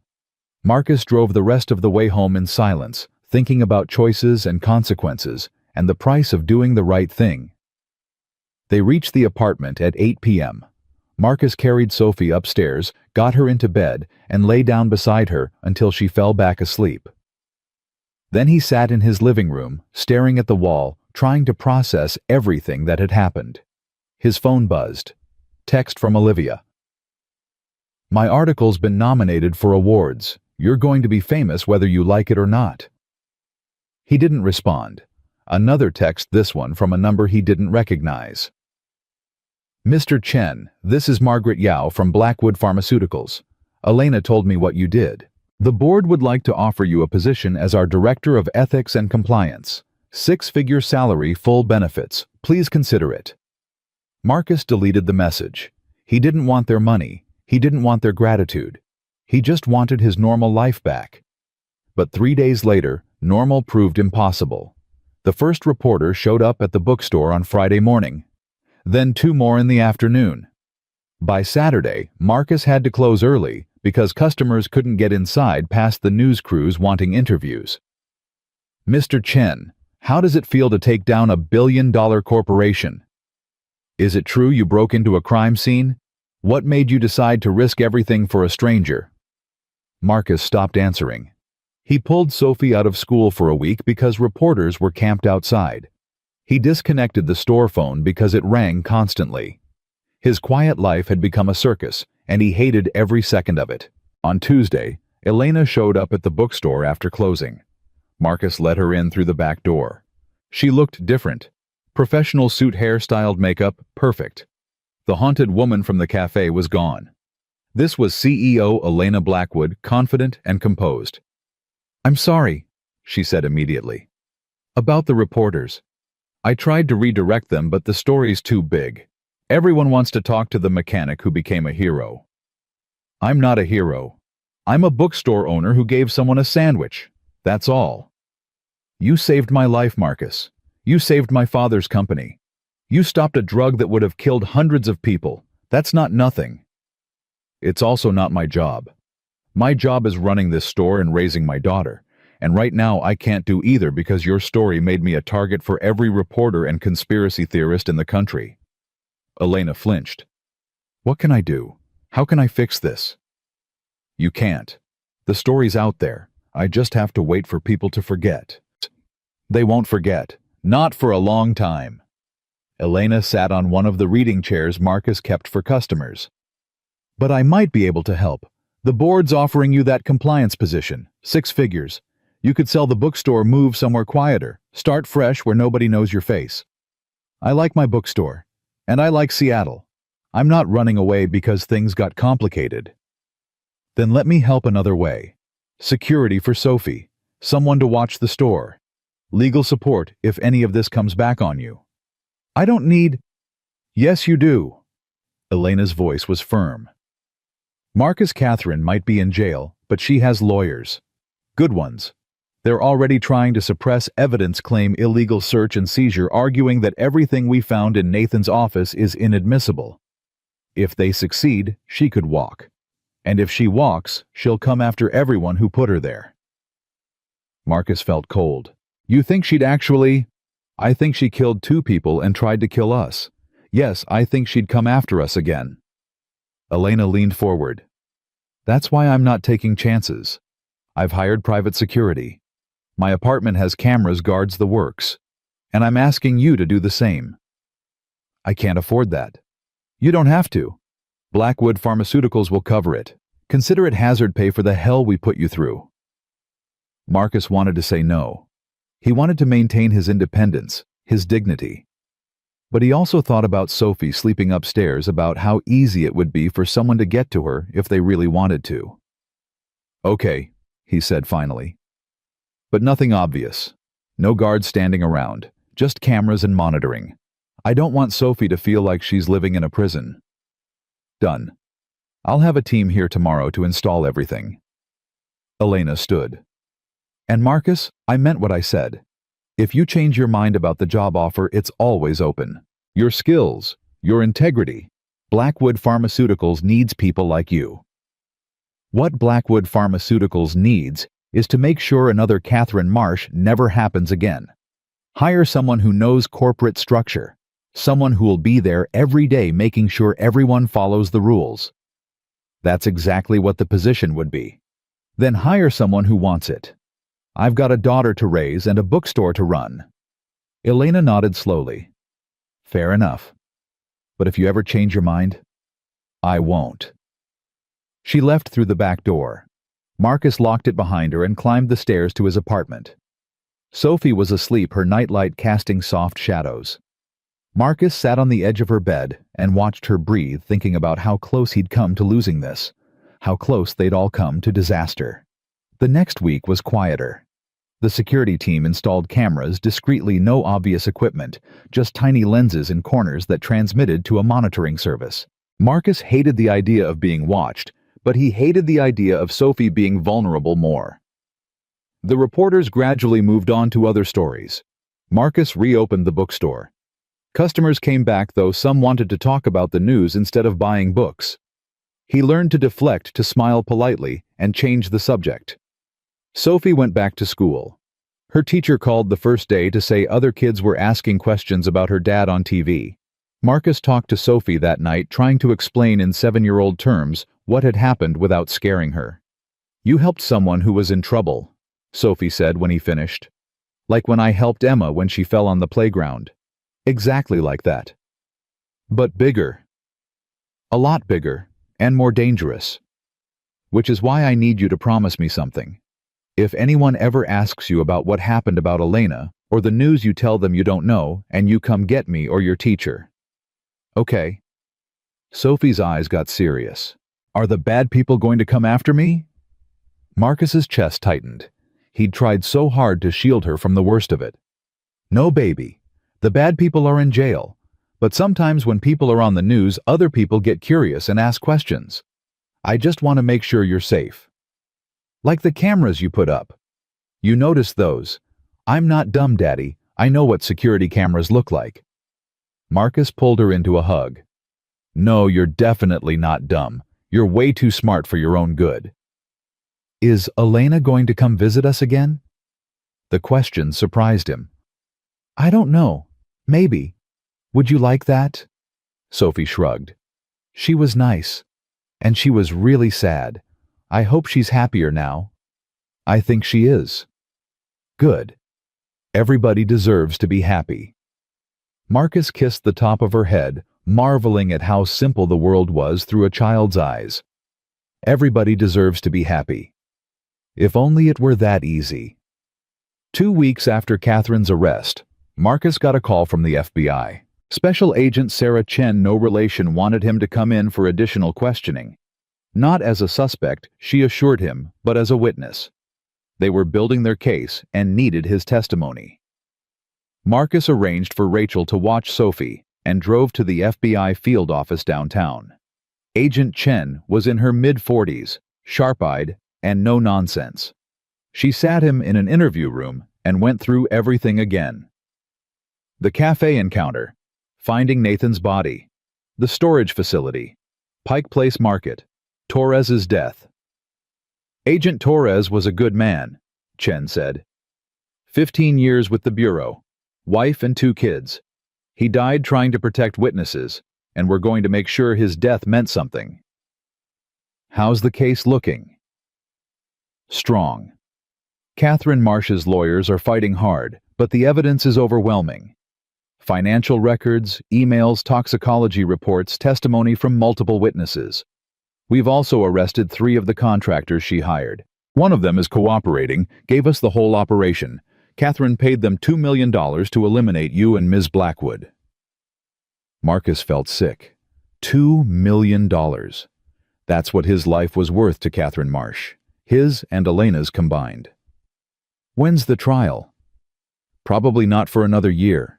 Federal cases take time, especially ones this complicated. In the meantime, we need you to be careful.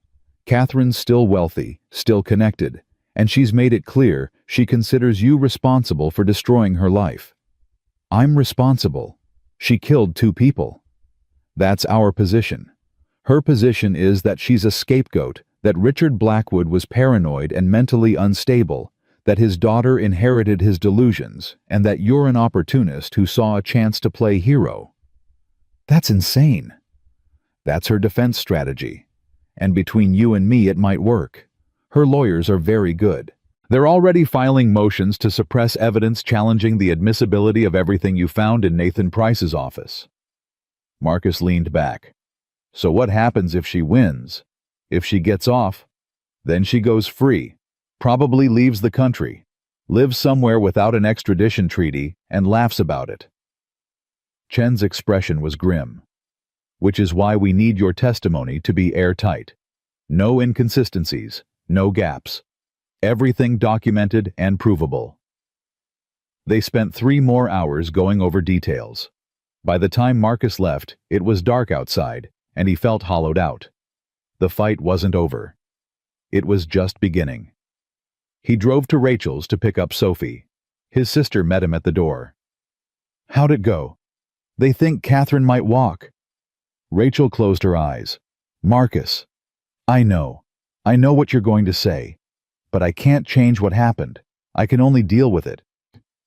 By testifying in a trial that might last months, by putting yourself in the spotlight again, by making yourself a bigger target. What choice do I have if I don't testify Catherine definitely walks? At least this way there's a chance. Sophie appeared behind Rachel. Daddy, can we get ice cream on the way home? Marcus forced a smile. Sure, sweetheart. Let's get ice cream. They drove to a place Sophie loved, got cones, sat at a picnic table outside. Sophie chattered about school, about her friends, about a book she was reading. Marcus tried to focus to be present, but his mind kept drifting to Catherine Marsh in a courtroom, her lawyers tearing apart everything he'd done. Daddy, you're not listening. He blinked. Sorry, baby. What were you saying? I said Emma invited me to her birthday party next week. Can I go? Of course you can go. Are you okay? You look sad. Marcus took a bite of his ice cream, buying time. How did you explain to a 7-year-old that the woman you helped put in jail might go free and come after you? I'm okay. Just tired. It's been a long day. Sophie studied him with those 2 perceptive eyes. Is it because of Elena? What? No. Why would you think that? Because you look the same way you looked after Mommy died. Really sad, but trying to pretend you're not. Marcus's throat tightened. Sometimes Sophie was too smart for her own good. I'm not sad about Elena. I'm just worried about some things. Grown-up things. But it's nothing you need to worry about, okay? Okay. Sophie went back to her ice cream, but Marcus could tell she didn't believe him. They finished eating and drove home. Marcus tucked Sophie into bed, read her 2 chapters of her current book, and sat with her until she fell asleep. Then he went to his own room and pulled up news articles on his phone. Catherine Marsh's defense team had released a statement. They were claiming their client was innocent, that she was being framed by a disturbed employee and her accomplice. They were painting Richard Blackwood as paranoid Elena, as mentally unstable, and Marcus as an opportunist who'd manipulated the situation. The comments section was split. Half the people believed Catherine was guilty. The other half thought this was a conspiracy, that Elena had killed her own father for the inheritance and was using Catherine as a scapegoat. Marcus turned off his phone and stared at the ceiling. This was going to get worse before it got better. His phone buzzed. Text from Elena. Saw the defense team's statement. I'm sorry. This is my fault. Marcus responded. Not your fault. We did the right thing. That's what matters. Elena, doesn't feel like it right now. Marcus, I know, but we can't control what her lawyers say. We can only control what we do. Elena, will you still testify even knowing how bad this might get? Marcus thought about Sophie asleep down the hall, about Rachel's fears, about Torres lying dead in an alley, about Nathan Price and Richard Blackwood and everyone else Catherine had destroyed. Marcus, yes, I'll testify. Whatever it takes. Elena. Thank you. For everything. Marcus. Get some sleep. Tomorrow's another fight. He set the phone down and tried to follow his own advice. But sleep didn't come easy, and when it did, he dreamed of courtrooms and lawyers and Catherine Marsh smiling as she walked free. The next morning brought more complications. A process server showed up at the bookstore with a lawsuit. Catherine Marsh was suing Marcus for defamation theft, breaking and entering, and intentional infliction of emotional distress. She was asking for $10 million in damages. Marcus called Elena immediately. "She can't do this. She's in jail awaiting trial." "Her lawyers can do it for her," Elena said. "It's a tactic. They're trying to intimidate you, make you think twice about testifying. Don't worry about the money. I'll have Blackwood's legal team defend you. They can't win this case." "Are you sure?" "I'm sure. Everything you did was to expose a criminal. Truth is an absolute defense against defamation.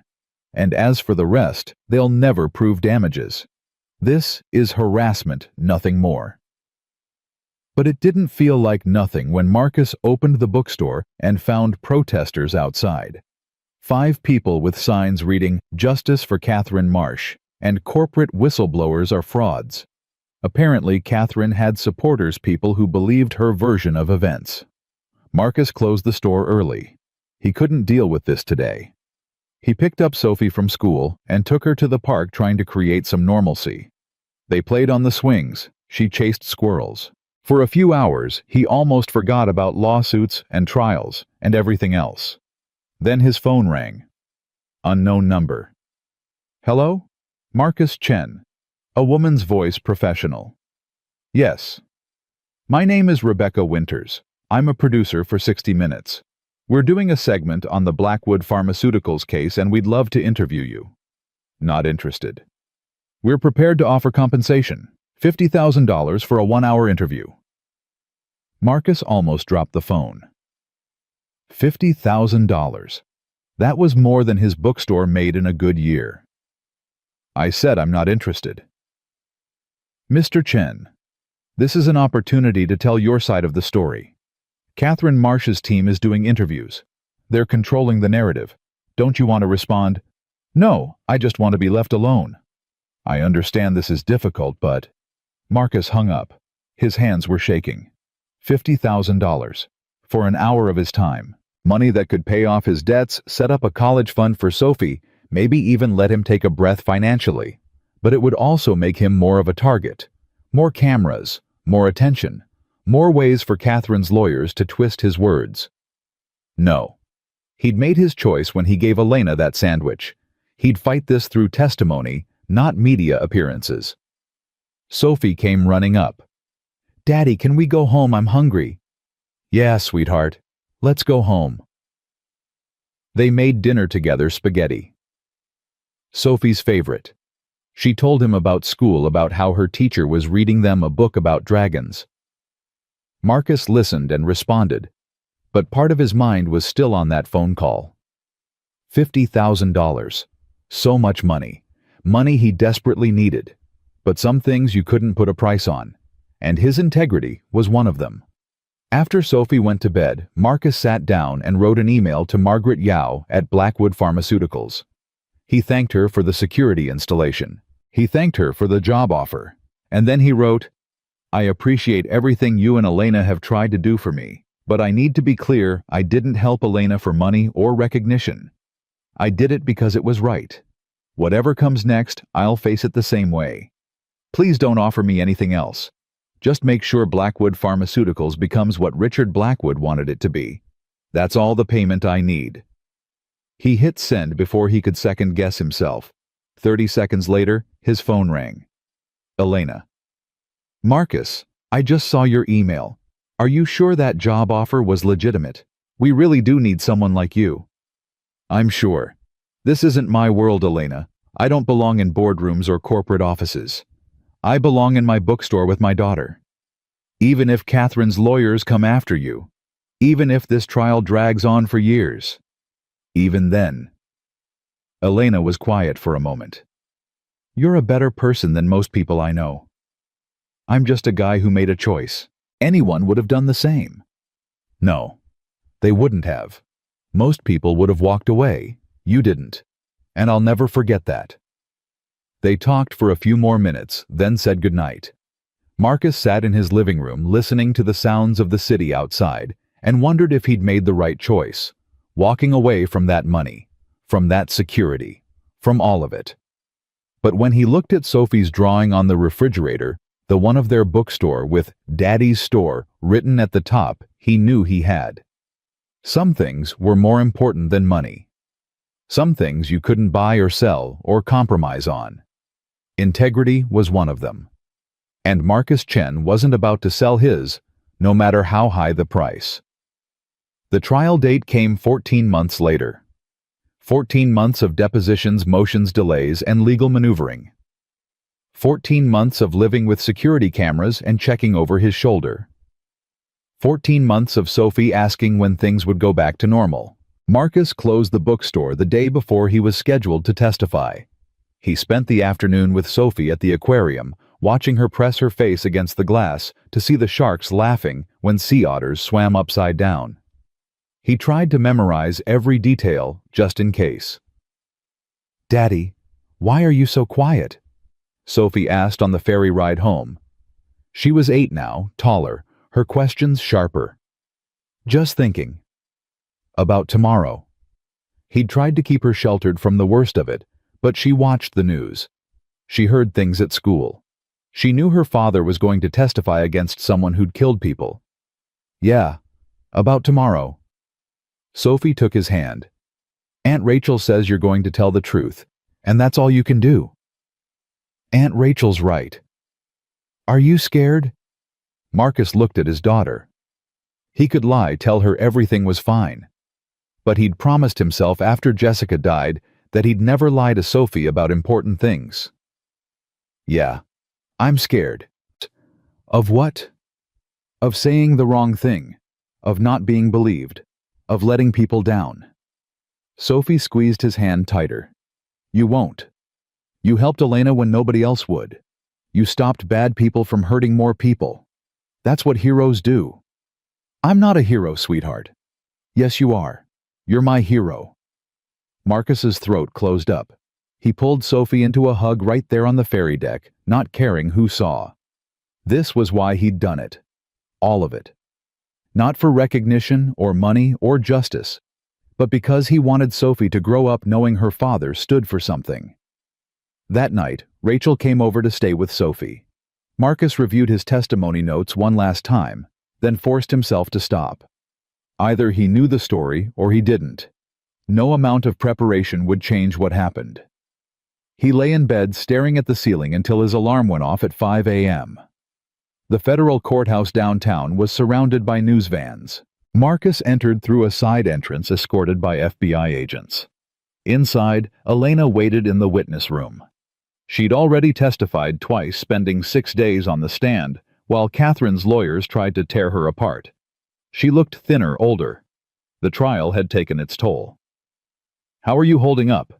Marcus asked. "I've been better. Her lawyers are claiming I fabricated evidence to steal the company from Catherine. They're saying my father was senile and I manipulated him." Elena's hands shook slightly. "They're making him sound like a fool, like his whole life meant nothing. The jury doesn't believe that. You don't know that. You haven't been in there. Her lawyers are good, Marcus, really good. They've created reasonable doubt about everything. Then I'll get rid of that doubt. That's why I'm here. What if they tear you apart too? What if—" "Elena." Marcus took her hands. "We did the right thing. No matter what happens in that courtroom, we know the truth. Torres knew the truth. Nathan knew the truth. Your father knew the truth. That has to be enough." She nodded, not trusting herself to speak. Agent Chen appeared in the doorway. "Mr. Chen, they're ready for you." Marcus stood. His legs felt like water. He followed Agent Chen down a hallway through heavy doors and into the courtroom. The space was packed. Reporters in the gallery, spectators filling every seat, and at the defense table, Catherine Marsh sat perfectly composed in a tailored suit, her expression neutral. She looked at Marcus and smiled slightly, as if they were old friends meeting for coffee. Marcus walked to the witness stand. The bailiff swore him in. He sat down and for the first time really looked at the jury. 12 faces. 12 people who would decide if Catherine paid for what she'd done or walked free. The prosecutor, a woman named Diana Reeves, approached. "Please state your name for the record." "Marcus Chen." "Mr. Chen, can you tell the jury how you first encountered Elena Blackwood?" Marcus took a breath and told the story. The cafe, the breakfast sandwich, the lawyers who weren't lawyers, Elena's desperation, the decision to help. Catherine's lead defense attorney, a man named Gerald Whitmore, watched with predatory patience. Marcus could feel him waiting for an opening. "And what happened next?" Reeves asked. Marcus described finding Nathan Price's body, the files, the evidence, Pike Place Market and Torres's death, every detail, every moment laid out chronologically. "Mr. Chen, why did you get involved in this situation? You didn't know Ms. Blackwood. You had no connection to Blackwood Pharmaceuticals. Why risk your life?" Marcus looked at the jury. "Because someone needed help, and I was in a position to give it. Because I knew what it felt like when the system fails you and nobody stands up. And because I have a daughter and I wanted her to grow up knowing that doing the right thing matters even when it's hard." "Objection," Whitmore said. "Relevance." "Sustained. Mr. Chen, please limit your answers to the questions asked."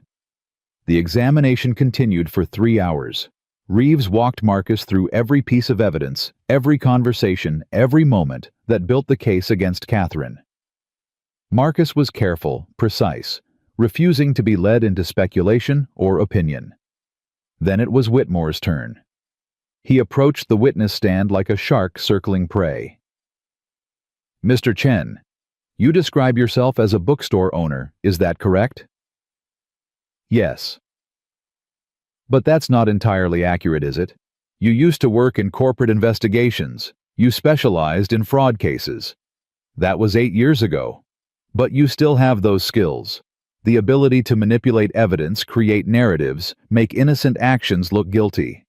"Objection," Reeves said. "Counsel is testifying." Sustained. Whitmore smiled. "Let me rephrase. Mr. Chen, isn't it true that you had significant debt, that your bookstore was barely profitable, that you were facing possible foreclosure?" Marcus felt his chest tighten. "I had some financial difficulties, yes." "And isn't it convenient that after you became involved with Ms. Blackwood, you were offered a 6-figure position at her company?" "I turned that position down." "Only after the media attention made acceptance look suspicious. But you did accept compensation, didn't you?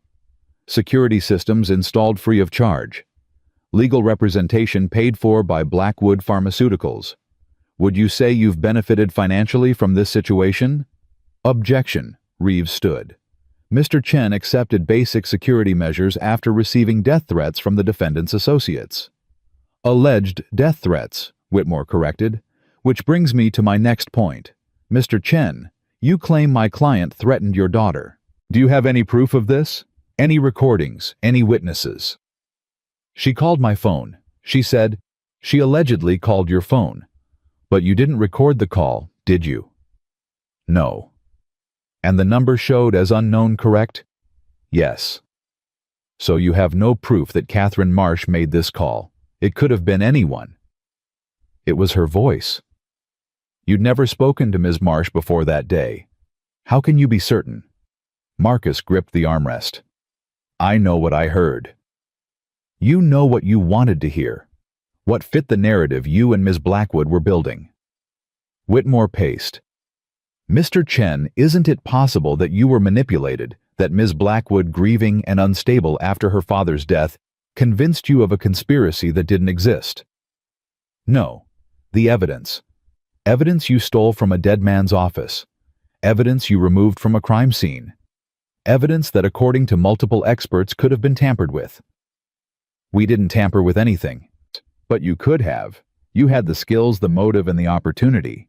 You and Ms. Blackwood alone in a storage facility with files that conveniently proved everything she'd been claiming." "How convenient?"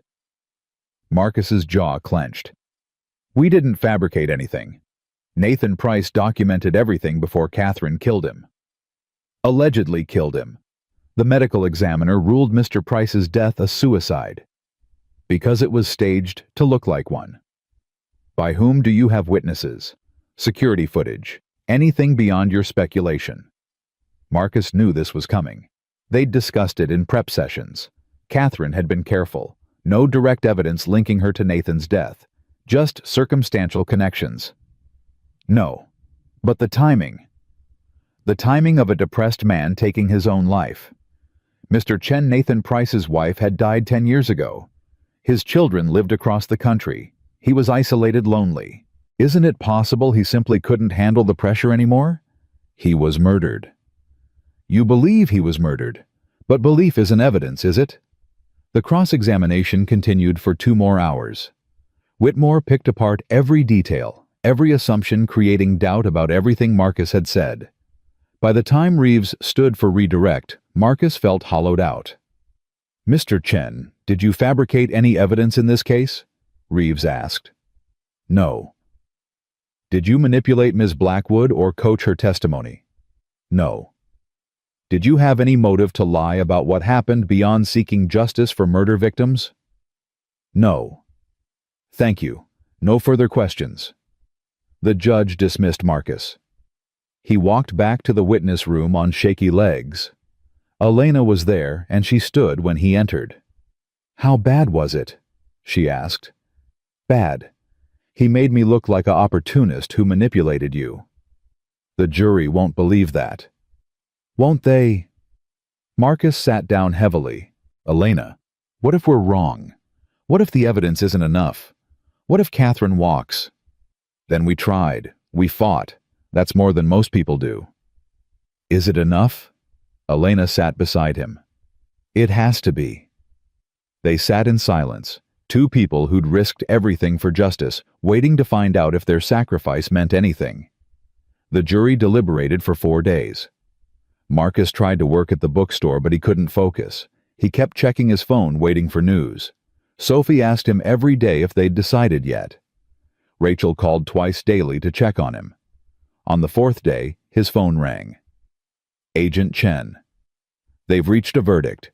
Be at the courthouse in an hour. Marcus called Rachel. Can you pick up Sophie from school? I need to be downtown. It's happening. It's happening. He drove to the courthouse, hands shaking on the wheel. Elena was already there, standing with her lawyers. She looked terrified. Whatever happens, Marcus said, we did everything we could. I know, but I need her to pay for what she did. I need my father's death to mean something. They entered the courtroom together. Catherine sat at the defense table perfectly calm. The jury filed in their faces, unreadable.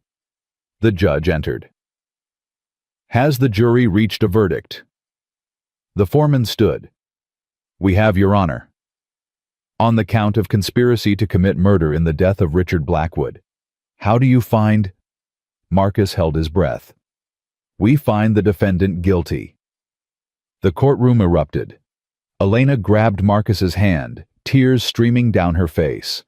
Catherine's expression finally cracked, shock and rage flashing across her features. On the count of conspiracy to commit murder in the death of Nathan Price, how do you find guilty? On the count of wire fraud, guilty. On the count of tampering with FDA clinical trial data, guilty. Guilty on all 17 counts. Catherine stood, her composure shattered. This is a mistake. This is... Her lawyers pulled her down. The judge thanked the jury and set sentencing for 6 weeks out. The bailiffs led Catherine away in handcuffs. She looked back once, her eyes finding Marcus, and the hatred there was so pure it made him flinch. But she was going to prison. For a long time. And that was all that mattered. Outside the courthouse, reporters swarmed. Marcus pushed through without comment. Elena stopped to make a brief statement about justice being served and her father's legacy being honored. Marcus kept walking until he reached his truck. His phone rang. Sophie calling from Rachel's phone. Daddy, Aunt Rachel says the trial is over. Did you win? Yeah, baby, we won. So the bad person is going to jail. For a very long time. Good. Can you come get me? I miss you. I'm on my way right now. Marcus drove to Rachel's house, and when Sophie ran out to meet him, he picked her up and spun her around the way he used to when she was little. You did it, she said, hugging him tight. I knew you would. We did it, all of us together. Rachel stood on the porch, arms crossed, but she was smiling. I guess you made the right choice after all. You had doubts. Every single day. But I'm glad I was wrong. That night, Marcus made Sophie's favorite dinner.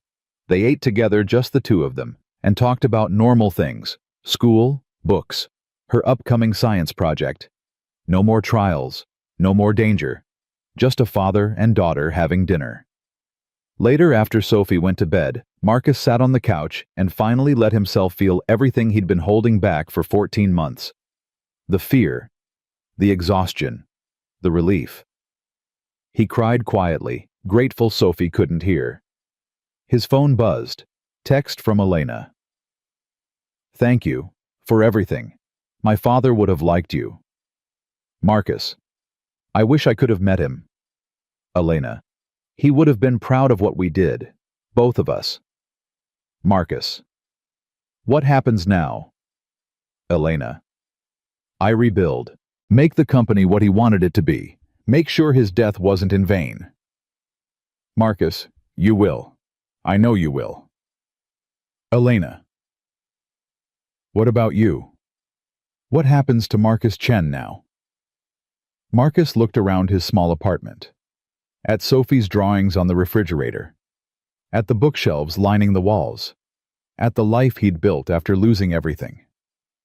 Marcus. I go back to normal. Or as normal as things can be after something like this. Elena. If you ever need anything. Marcus. I know. Same goes for you. They said goodnight. Marcus turned off his phone and sat in the quiet thinking about choices and consequences and the price of integrity. 6 weeks later, Catherine Marsh was sentenced to 45 years in federal prison. No possibility of parole. Viktor Sokolov was arrested in Moscow on related charges. 3 board members who'd helped Catherine were convicted on lesser charges. Blackwood Pharmaceuticals completely restructured under Elena's leadership. Project Chrysalis was permanently shelved. The company established new oversight protocols and an ethics board with real authority. Stock prices recovered slowly but steadily. Agent Torres was posthumously awarded the FBI Medal of Valor. His family received a settlement from the federal government. Olivia Park's article won a Pulitzer Prize. She donated the prize money to a foundation for whistleblower protection, and Marcus Chen went back to running his bookstore. Business picked up after the trial. People wanted to meet the man who'd taken down a billion-dollar corporation. Marcus was polite, but distant, unwilling to capitalize on what had happened. Eventually, the curiosity faded, and he became just another small business owner in Seattle. 3 months after sentencing, on a Saturday morning, Elena walked into Chen's books. She wore jeans and a sweater, looking more like the woman who'd collapsed in that cafe than the CEO she'd become. Sophie was helping Marcus restock shelves. She looked up when Elena entered. Elena! Sophie ran over and hugged her. You came back. Elena knelt down. I promised I would, didn't I? I thought you forgot about us. Never. I could never forget about you two. Marcus walked over, wiping dust from his hands. How are you holding up? Better. The company's stable. The board approved everything I proposed. We're launching 3 new drugs that actually help people and won't kill them. It's what my father wanted. He'd be proud. I hope so. Elena looked around the bookstore. This place is wonderful. It suits you. It's home. Sophie tugged on Elena's hand.